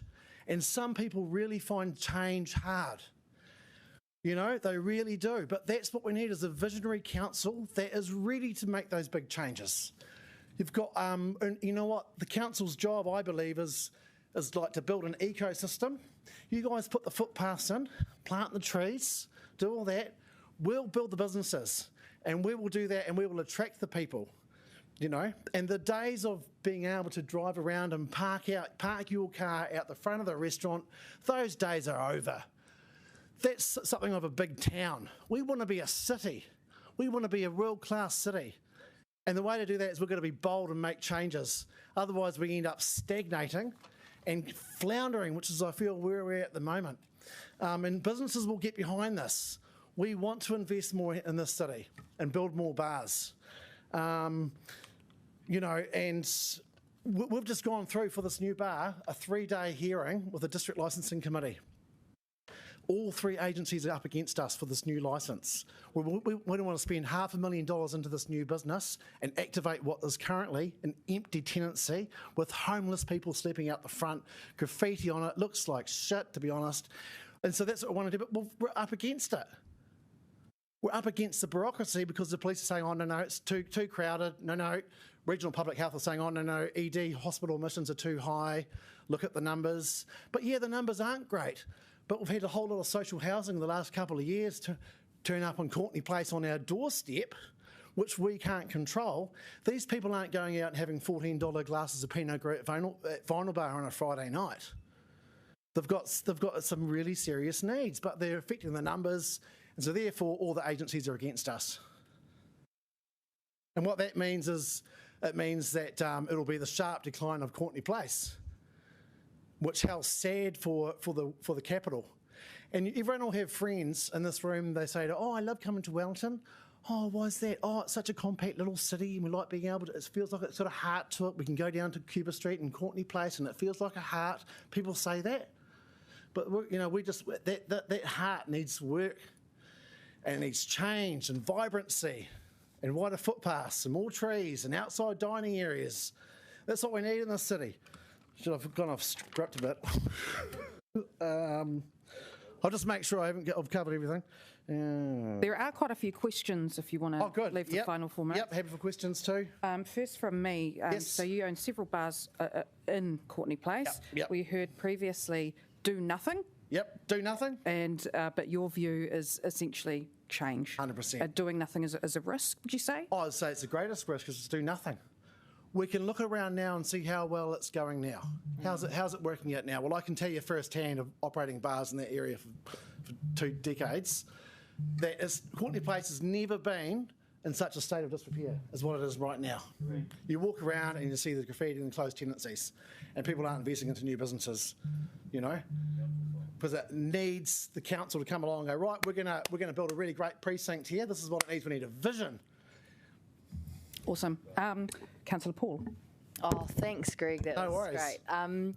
Just keen to hear about your experiences with Dixon Street taking out one side of parking, and then you've obviously got a parklet at El Barrio. Yes. So how's that whole experience going? Oh, look, I can't. It's been brilliant. Do you know what's happened? So since we've taken over 2 car parks and built a parklet outside our Barrio and Eva pub on Dixon Street, we painted it bright, colours. I mean, put some plants out there and it looks great. What's happened is the social surveillance has kind of kicked in, and we've noticed a noticeable improvement in this antisocial behaviour in that area in Te Aro Park. Also, the toilets got removed in that park across the road. That really helped as well. But it's been the council driving that initiative, and what a difference it's making. And I've talked to the body corporates who are very vocal in that area, other business owners, and that's the general feeling of the improvements that have been made there. So well done, City Council, for driving that. Brilliant initiative. We need more of it, because that's what makes a safe, vibrant city, is, activating spaces like that. Thank you. Councillor McNulty. Thanks, Greg. I'm kind of hearing this sentiment that council's done nothing and everything's wrong, but then council here is obviously proposing to do quite a lot of something, and that's also wrong. So I guess I'm struggling to reconcile what we should do. Do you have just really clear instructions or thoughts you could lay out for us on what we should do? Yeah, well, I think we'd absolutely go ahead with the Golden Mile project, and with that vision that's been created, and proceed with it. Enough consulting. Let's get on and do it. We've got to make some change, because what's working right, what's happening at the moment, it's just not working. We're well overdue for a big upgrade in the city. We really are. I was in Invercargill a couple of weeks ago. They've got beautiful paved outside areas right in the CBD, really lovely plants everywhere. Gosh, it felt great. Come back to Wellington and here we've got grotty old tar-sealed footpaths, and we're the capital. We should be leading this. Yeah. Thank you. Can I also ask for the gallery to be quiet while he's speaking? We need to respect every speaker here. Thank you. Councillor Calvert. Thank you. You mentioned a couple of things, precinct and ecosystem, and I just wondered, do you think we're doing enough about sort of looking at from a precinct perspective as opposed to a road going through or whatever? I just wondered whether we're doing enough from a sort of broader precinct, around that Courtney Place arts. Look, that's a good question, and I think probably not.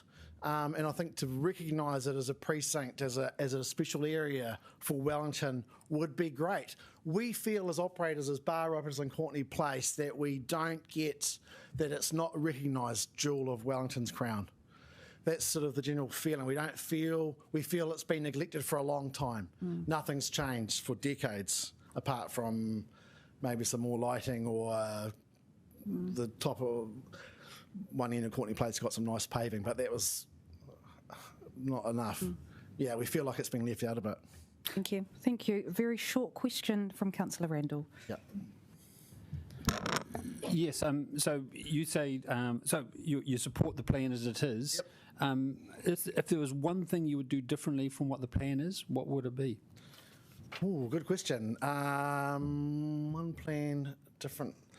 I would probably do a massive big string of festoon lights down the whole street from building to building right across the road.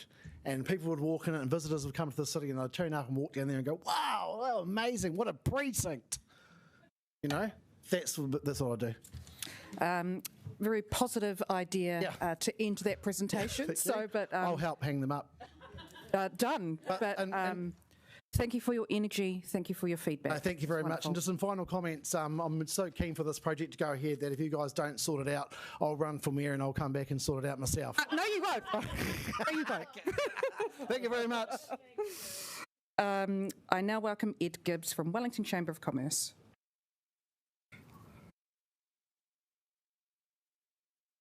Kia ora koutou. Good afternoon. Firstly, I'd like to thank councillors and officers for the opportunity to provide comment on the proposed traffic resolutions plan for the Golden Mile as part of the Let's Get Wellington Moving suite of projects. Thanks for taking the time to review the Chamber of Commerce's submission, which I'll take as read, and thank you for this opportunity to present to you today. Thanks also to the Let's Get Wellington Moving engagement team, who fielded countless questions from me and others in recent weeks. The Chamber of Commerce, as many of you will know, has represented organisations in Wellington region for over 165 years. We are one of the longest standing membership bodies in Aotearoa, New Zealand.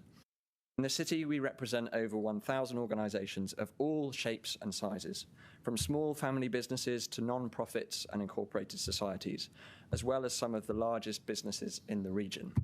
Though I think it's really important to say we're not just the voice of vested interests and the men in grey suits, but we're also the face of some really exciting business activity that's taking place in the city. I know a number of you will have been at the Export Awards last week, which is case in point, and we saw the brilliances of businesses like Kogo and Garage Project. So as a chamber, we're really proud to be able to celebrate that sort of success. As such, we don't just speak as a single voice. Rather, we represent the collective views of a significant proportion of businesses and enterprise across Wellington. Please keep this in mind as you review our submission and hear from me today. As many of you know, I joined the Chamber back in March and lead our corporate affairs and policy work, having recently relocated over here from London, which, as a few people have pointed out, has some excellent public transport. Though I'd like to say I'm loving Wellington. It's great being a recent immigrant, and it's really interesting opportunity to get involved in the debate around the city's future. Please accept the apologies of my Chief Executive, Simon Arcus, who's currently overseas. Many familiar faces around the table this morning, and it's been a pleasure to meet with many of you in person over the last few months. For those I haven't yet had the chance to connect with, I'd be delighted to arrange an opportunity to meet with you directly to discuss the Chamber's vision for the future of the city. However, while I might be fairly new to Wellington, the Chamber has been engaging closely with Let's Get Wellington Moving over a number of years. In fact, I believe the most recent was our 19th submission on the matter.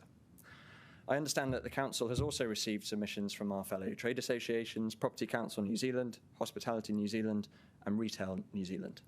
These submissions clearly outline some of the practical concerns of businesses in the city that will be directly impacted by the proposals for the Golden Mile as currently envisaged.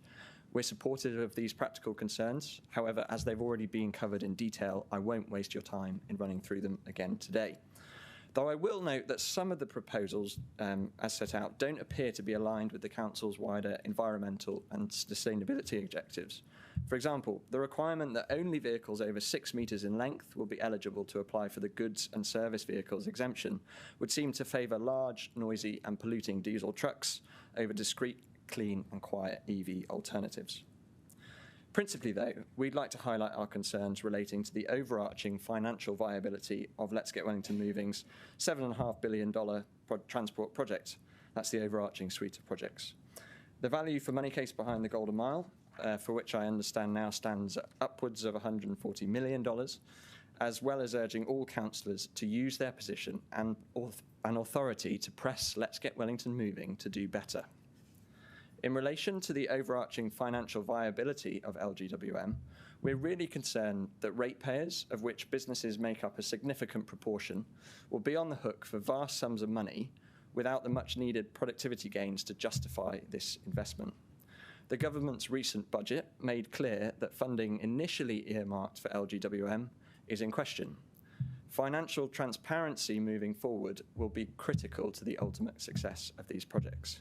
Now, this may sound doom and gloom, but please don't let that be your takeaway from what I say today. I want to make crystal clear that the Chamber is not advocating for a continuance of the status quo. Wellington is crying out for significant infrastructure investment, and for too long, progress has stalled. The Chamber is supportive of the wider transformative programme envisaged by LGWM, which would see mass rapid transit and encourage urban density within Wellington City. However, we are concerned that the current approach to the Golden Mile jeopardises this wider progress and endangers the associated potential productivity and quality of life gains we've seen delivered by big infrastructure projects elsewhere. For example, Crossrail in London has significantly reduced journey times across the city, better connected key airports with public transport, enabled new housing developments, and expanded the commutable area around the city, though it must be said that the costs of this project were absolutely eye-watering. By comparison, the Golden Mile project risks tinkering around the edges, causing the likely flow-on effect of adding congestion to other parts of the city without meaningfully advancing the wider strategic benefits promised by the transformative programme. At a time where whānau businesses across New Zealand are having to trim their budgets and make challenging decisions, the Chamber therefore urges LGWM to rescale and reprioritise the overall programme to focus on those initiatives that promise the greatest return for Wellington. We're very much prepared to help the Mayor, councillors and officials on anything constructive to identify a clear plan for moving forward, where we move the big rocks and see major projects completed at speed. However, if LGWM is to succeed, the organisation must do better. I challenge you to find 5 people who don't roll their eyes when they hear the words, "Let's get Wellington moving." In fact, I'd wager that all of you here today, regardless of whether you're for or against the projects, would rather spend your time in almost any other way than sitting through yet another evidence session relating to those 4 letters. Put frankly, LGWM's dealings with the public and the business community simply haven't been good enough. It's not okay for the information promised in the early stages of a consultation period to only be shared almost 2 weeks after engagement has concluded. Now, to be clear, I'm not faulting the performance of any single team or individual. As I said up front, the engagement team has been really helpful through the consultation period. That said, though, it's clear that the organisation as a whole isn't performing as it should. Every action taken by LGWM should inspire confidence that the organisation is equipped to deliver some of the most ambitious infrastructure projects in Wellington's history. Now, how many of you can honestly put your hand up and say that's how LGWM makes you feel? In this vein, I urge all councillors, regardless of whether you're for or against, to hold LGWM to the highest standards. Challenging the quality and timeliness of the information you and the public are presented with, and upon which you're expected to make some really difficult decisions, shouldn't be indicative of whether you're an LGWM cheerleader or detractor. Regardless of politics, councillors must press LGWM to do better. If it does not, there's a real risk that the rigmarole surrounding the Golden Mile spreads to the wider transformative programme, and the much-needed productivity and environmental benefits of those initiatives are lost altogether. This would be an incredible shame, and one that I don't believe our city can afford. So, to summarise and conclude. Firstly, all infrastructure works are disruptive, but the Golden Mile's proposals present significant issues for businesses along this stretch, as we've heard over the last couple of days, and I believe there are further steps that could be taken to mitigate these concerns and issues. Secondly, Wellington requires far-reaching infrastructure investment in projects such as mass rapid transit. This will not come cheap, and the Golden Mile proposals risk a limited return for significant outlay. It's critical that we have robust and transparent discussions around costs and financing. Thirdly, if the big rocks are to be moved and major projects delivered at speed, things can't continue as they have been. Let's Get Wellington Moving must do better. We look forward to continued engagement with the Council over the weeks and months ahead. You're an organisation which is a critical stakeholder in ensuring Wellington thrives as a place to live, work and do business. And as such, the Chamber takes a keen interest in the Council's activities and finances. We're particularly concerned about the very high levels of debt the Council is carrying at present and the persistent upward trends towards higher rates. Wellington can't afford for Let's Get Wellington Moving to further weigh on the purse strings. We look forward to working constructively with you all on these wider concerns as the long-term plan review progresses, and I've had some really interesting discussions already with councillors around the forthcoming rates review, and I look forward to getting further stuck into that in the weeks ahead. So thanks again for your time today. Kia ora. Thank you, Ed. That was incredibly articulate and very useful. We only have a short question from Councillor Randall. Thank you, Ed. Your points are very well made. My question is, we're looking at this particular Golden Mile plan. So are you, as a chamber, really asking that, what's his position on this plan? Do they say the plan should proceed, or are you asking for, with respect to the Golden Mile plan, a reset or relook at it? Thanks, Tony. So I think we'd agree with lots of the comments made today that the current state of the Golden Mile is just not good enough for a capital city, though our principal concerns relate to issues raised by organisations such as Retail New Zealand and Property Council New Zealand. There are real issues with the proposals as they stand for businesses to continue to operate practically, both through the construction but also ultimately through to the day-to-day state. We believe there's further work that could be done to address those concerns, and the current Golden Mile proposals as envisaged aren't sufficient for business. Thank Thank you very much, Ed. Appreciate your time. Thanks very much, all. I now welcome Chris Dudfield on Zoom.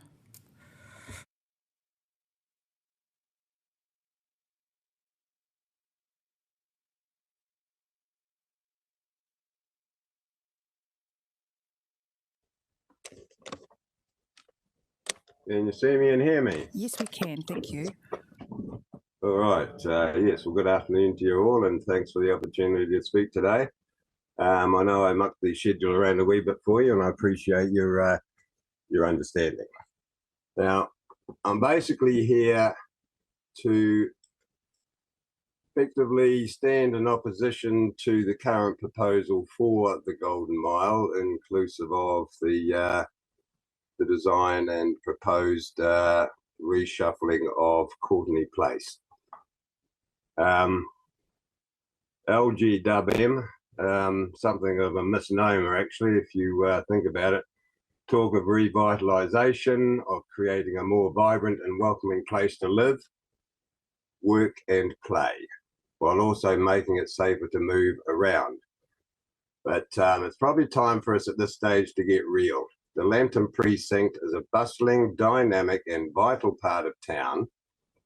It's the retail, commercial and financial hub of Wellington, and it's the beating heart of the city.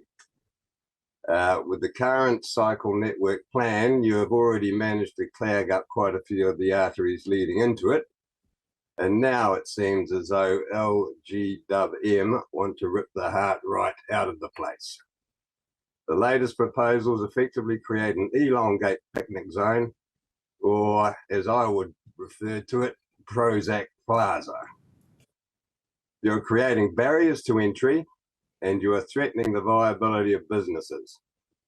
I believe something like 60 around Wellington have already met their demise, and you are now helping ensure the demise of many more.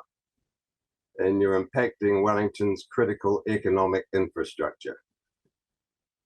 Nor is LGWM dealing with the actual physical infrastructure that needs to take place, the renewal of and installation of new infrastructure. As a part of their total overall scheme, they seem to neglect any other possibilities. They don't look into such things as water storage for extreme rain events. I mean, you possibly have heard the phrase sponge cities. There's this idea around the world at the moment that one way of dealing with extreme rain events is to divert water into storage areas, and when people are upgrading central areas or CBD zones, they tend to incorporate those storage areas so that in fact the flooding implications for the future are minimised.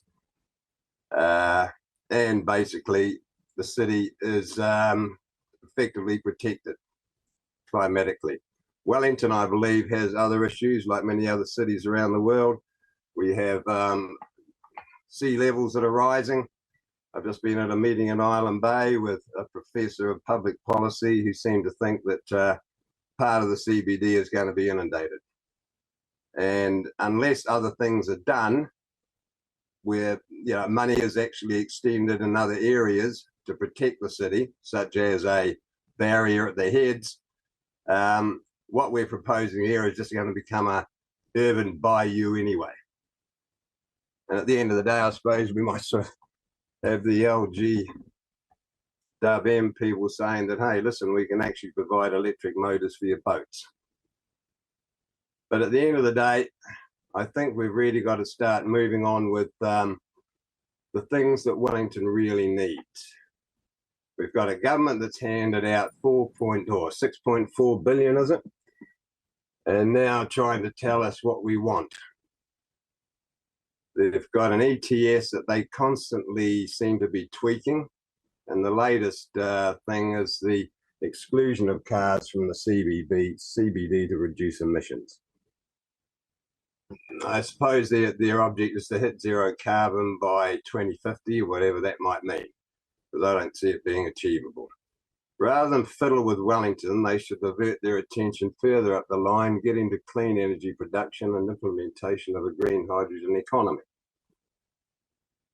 The fact is that transport in all forms accounts for approximately 10% of global CO2 emissions, and it's on a par with global steel production. On one hand, the government's handing out money for people to buy their electric smugmobiles, and on the other, they are trying to keep vehicles from the city. And that sounds a little bipolar to me. And I don't think it's a good foundation for establishing the principles of redesigning the central city, and particularly essential parts of the central city like the Lambton district. During the flybys, actually. Oh, we actually need you to wrap up. Thank you, Chris. We've Oh, yeah, right. Yeah. Well, time. what I'll basically say is, you know, when I look at the flybys, we're looking at a lot of streets without a lot of people in them. Some of you here may remember the Manners Mall, another failed, shall we say, attempt to bring in sort of pedestrian ways for Wellington. And at the moment, you're just proposing that we extend this north and south. I mean, if LGWM can't perform better, they need to dump all of the consultants that are currently at the money trough, and they need to actually vacate their role. Thank you, Chris. Thank you. Really appreciate your time. Good to see you. Likewise. We now come to our final speaker, Alex Gray from NZAA District Council. Thank you, Madam Mayor and councillors. Thanks for squeezing me in. We did actually say we wanted to present and somehow or another got lost in translation, so that's why I'm the tail end Charlie today. First of all, I'd like to say the Automobile Association is not opposed to Golden Mile revitalisation, but we do have a number of concerns and caveats. And from a construction perspective, which I've been doing for many years, my view is that you do it once and you do it right, and the devil is in the detail. And there's not much detail supplied in the traffic resolution plans, in my view. So our biggest concern relates to the shared pathways which are proposed for Lambton Quay, and here's the beginning of them. Everything shaded in red is a shared pathway. And I circulated to a couple of councillors last night. Shared pathways and e-bikes do not work in high pedestrian count areas. There was an accident in Sydney in April of this year where a pregnant lady got hit by an e-bike which actually had two people on it, one person on the handlebars, and she was in hospital for 2 months and had a badly fractured foot. From our point of view, we can't see a need for a cycleway on both Lambton Quay and Featherston Street. They're only one block apart. And from a safety perspective, we think it would be a lot better if the cycleway on Lambton Quay was actually deleted and the cyclists stayed on Featherston Street and came down the side streets to access Lambton Quay. Just to give you an idea, a cargo bike is as long as a Harley Davidson, and I ride an e-bike to work.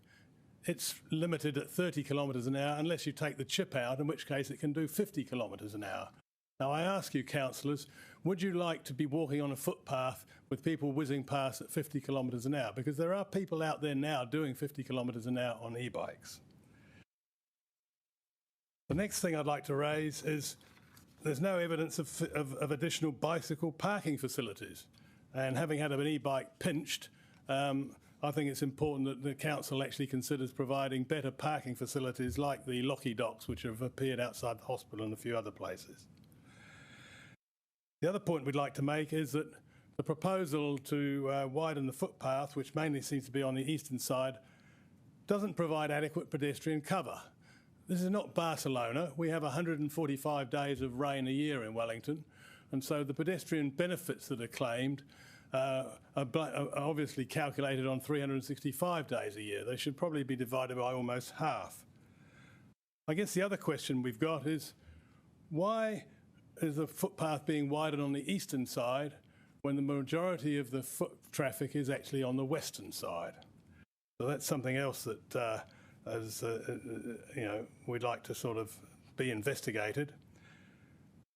The next one relates to bus stops, and just for a change, we're on the same page as Councillor Pannett, and that might seem a bit unusual, but the point that we'd like to make is that they're proposing to remove bus stops outside the Public Trust building and outside the former David Jones building. And the one outside the David Jones building is one of the most popular bus stops in Wellington. I've used it regularly when I've had a few drinks over at One Red Dog or the Foxglove Bar. And so I cannot understand why they're proposing to delete that bus stop, and I think that one should be reinstated. The other issue I have, which I raised with Regional Council, is that there is no passing lane for buses there. And as we all know, buses quite often travel in what are called platoons, where there's 3 or 4 buses at once. And typically what happens is Murphy's Law. The first bus has got about 10 or 15 passengers to pick up. The next buses stop, and they might only have no passengers or 1 or 2. And at the moment, the buses at the back can overtake the bus which is taking a lot of passengers. The current arrangement, which is shown on the WSP plans, doesn't allow for that. And so we think that's also a mistake. And so what we've actually said is closing both these bus stops will not encourage greater use of public transport and will disadvantage less mobile and older Wellingtonians and visitors to the city. The next thing we'd like to talk about is the authorisation system for vehicles accessing the Golden Mile area, because we can see some problems there. There's a proposal that the 5 working days time frame is okay for processing. Well, what happens if somebody in a small building's got a blocked toilet? Are you trying to say that the plumber who's going to try and come and unblock it's got to wait 5 days to get approval? What we've said is that there are existing technology and apps that can be used to streamline this process, and there should be provision for pre-approved suppliers to gain quick access if needed. It makes common sense here. I mean, there are people who need to access at short notice, whether they're a plumber or, even better, here's somebody stuck in a lift. You're saying if somebody's stuck in a lift that they're going to have to wait 5 days to be extracted? Surely not. Next one we've got on our list is public education. There are still lots of people out there who don't realise that the terrace with the office blocks is actually 30 kilometres an hour. And the road will not have a physical barrier as we understand it. And so we really think that there needs to be a lot of publicity in advance of giving out any tickets, because when you look at the Auckland model, I understand that in Queen Street, they've issued tickets totalling some $300,000 or $400,000 in quite a short period because people don't read signs. They just carry on doing what they've done for the last 100 years. So we strongly encourage the council and Let's Get Wellington Moving to do the, to actually publicise this correctly or in advance so that people are aware. Our next issue is the loss of drop-off capability, which has been raised by a previous speaker. A good example is the St James Theatre. I recently went there with my in-laws who are 83 and are frail and can't walk very far. And so as per previous arrangements, I dropped them off at the front door, then took the car off to Te Papa for a car park, and we all enjoyed the opera. Now Let's Get Wellington Moving and the council are saying that that road won't be open to ordinary cars until 9 p.m. We asked Let's Get Wellington Moving at a presentation, why couldn't they change it to 7 p.m. so that you could drop people off at the opera at the St James? And their answer was, oh, we've looked into that and we don't think it's worth doing. They can get off at Taranaki Street or Tory Street and walk. Well, we've said, well, that's still a fair walk, and knowing Wellington's weather, if it's in the winter, it's probably going to be raining and blowing. The end result will be that the creative arts will actually suffer because people who want to go, who are a bit frail or elderly, will say, well, bugger it, I can't get up to the front door, I'm not going. The next one that we've looked at is we understand that to support the Golden Mile changes, there's going to be a loss of a lot of car parks. And so we asked Let's Get Wellington Moving, what are they going to do about increasing parking at outer areas like Johnsonville, Pororua, Lower Hutt, Petone, because all the commuter parks there are currently full. And so if you want to travel off-peak, like I'm semi-retired, and that's when I travel, you can't park your car there because the parks are full and the adjoining streets are full. And the answer that Let's Get Wellington Moving gave was well, that's outside our brief. So what we're really saying is if they're not prepared to provide additional car parks, then the economic disbenefit should be included in their calculations. Final thoughts. Many of our concerns relate to the impact of the proposed changes on less mobile, less abled and older members of the Wellington community and visitors to our city. In our view, many of the proposals could have benefited from increased focus on the practical implications for these groups. So we strongly encourage the council and Let's Get Wellington Moving to bear this in mind as they continue their work. I'd be happy to take any questions. Councillor Randall. Yes, thank you. I'm going to ask the same question I asked the Chamber of Commerce. In front of us, we have a very specific plan to proceed or not proceed. I just want to be clear whether the Automobile Association is supporting this current plan to proceed, or whether you think there's more of a reset and a bit more rework needs to be done. Yeah, the answer to that question really is we've already raised concerns about shared paths not being appropriate on Lambton Quay. We also raised the issue of a shared path at the junction of Tory and Courtenay Place being a safety issue. So, you know, my thought was, or our thought really was that it needs tweaking. It's not perfect, and previous speakers mentioned the high financial cost and disruption.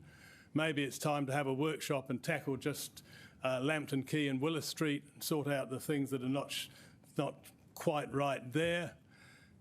Go ahead with those, and then at the same time move on to Courtenay Place and tackle that. But you know, we think the Golden Mile needs revitalising. It's a question of how you do it, and the devil's in the detail. Thank you, Alex. There's actually some really useful things that we can take away from that, so really appreciate it. Thank you. Have a good day. That actually brings us to the end of our schedule, so we will vote to receive these submissions. There's a report that will be prepared for 29th June Council meeting, which will go into more detail, and councillors will have another opportunity to ask questions, and I know we have a briefing coming up as well. I will move the motion. Can I have a seconder? Councillor Matthews. Any debate?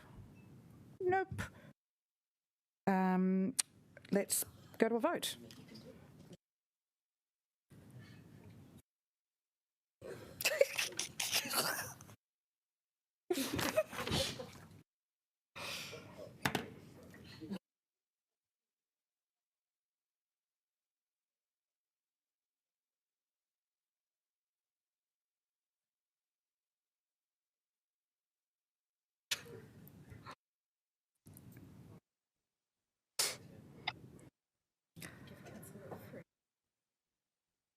That has passed. I declare the meeting closed. I'll close with a karakia. Unuhia, unuhia ki te uru tapu nui, kia wātia, kia māma, te nākau, te tinana, te wairua, e te ara takatū, koia rā e rongo, whakairia ake ki runga, kia wātia, ai rā, ko wātia. Well done, everyone.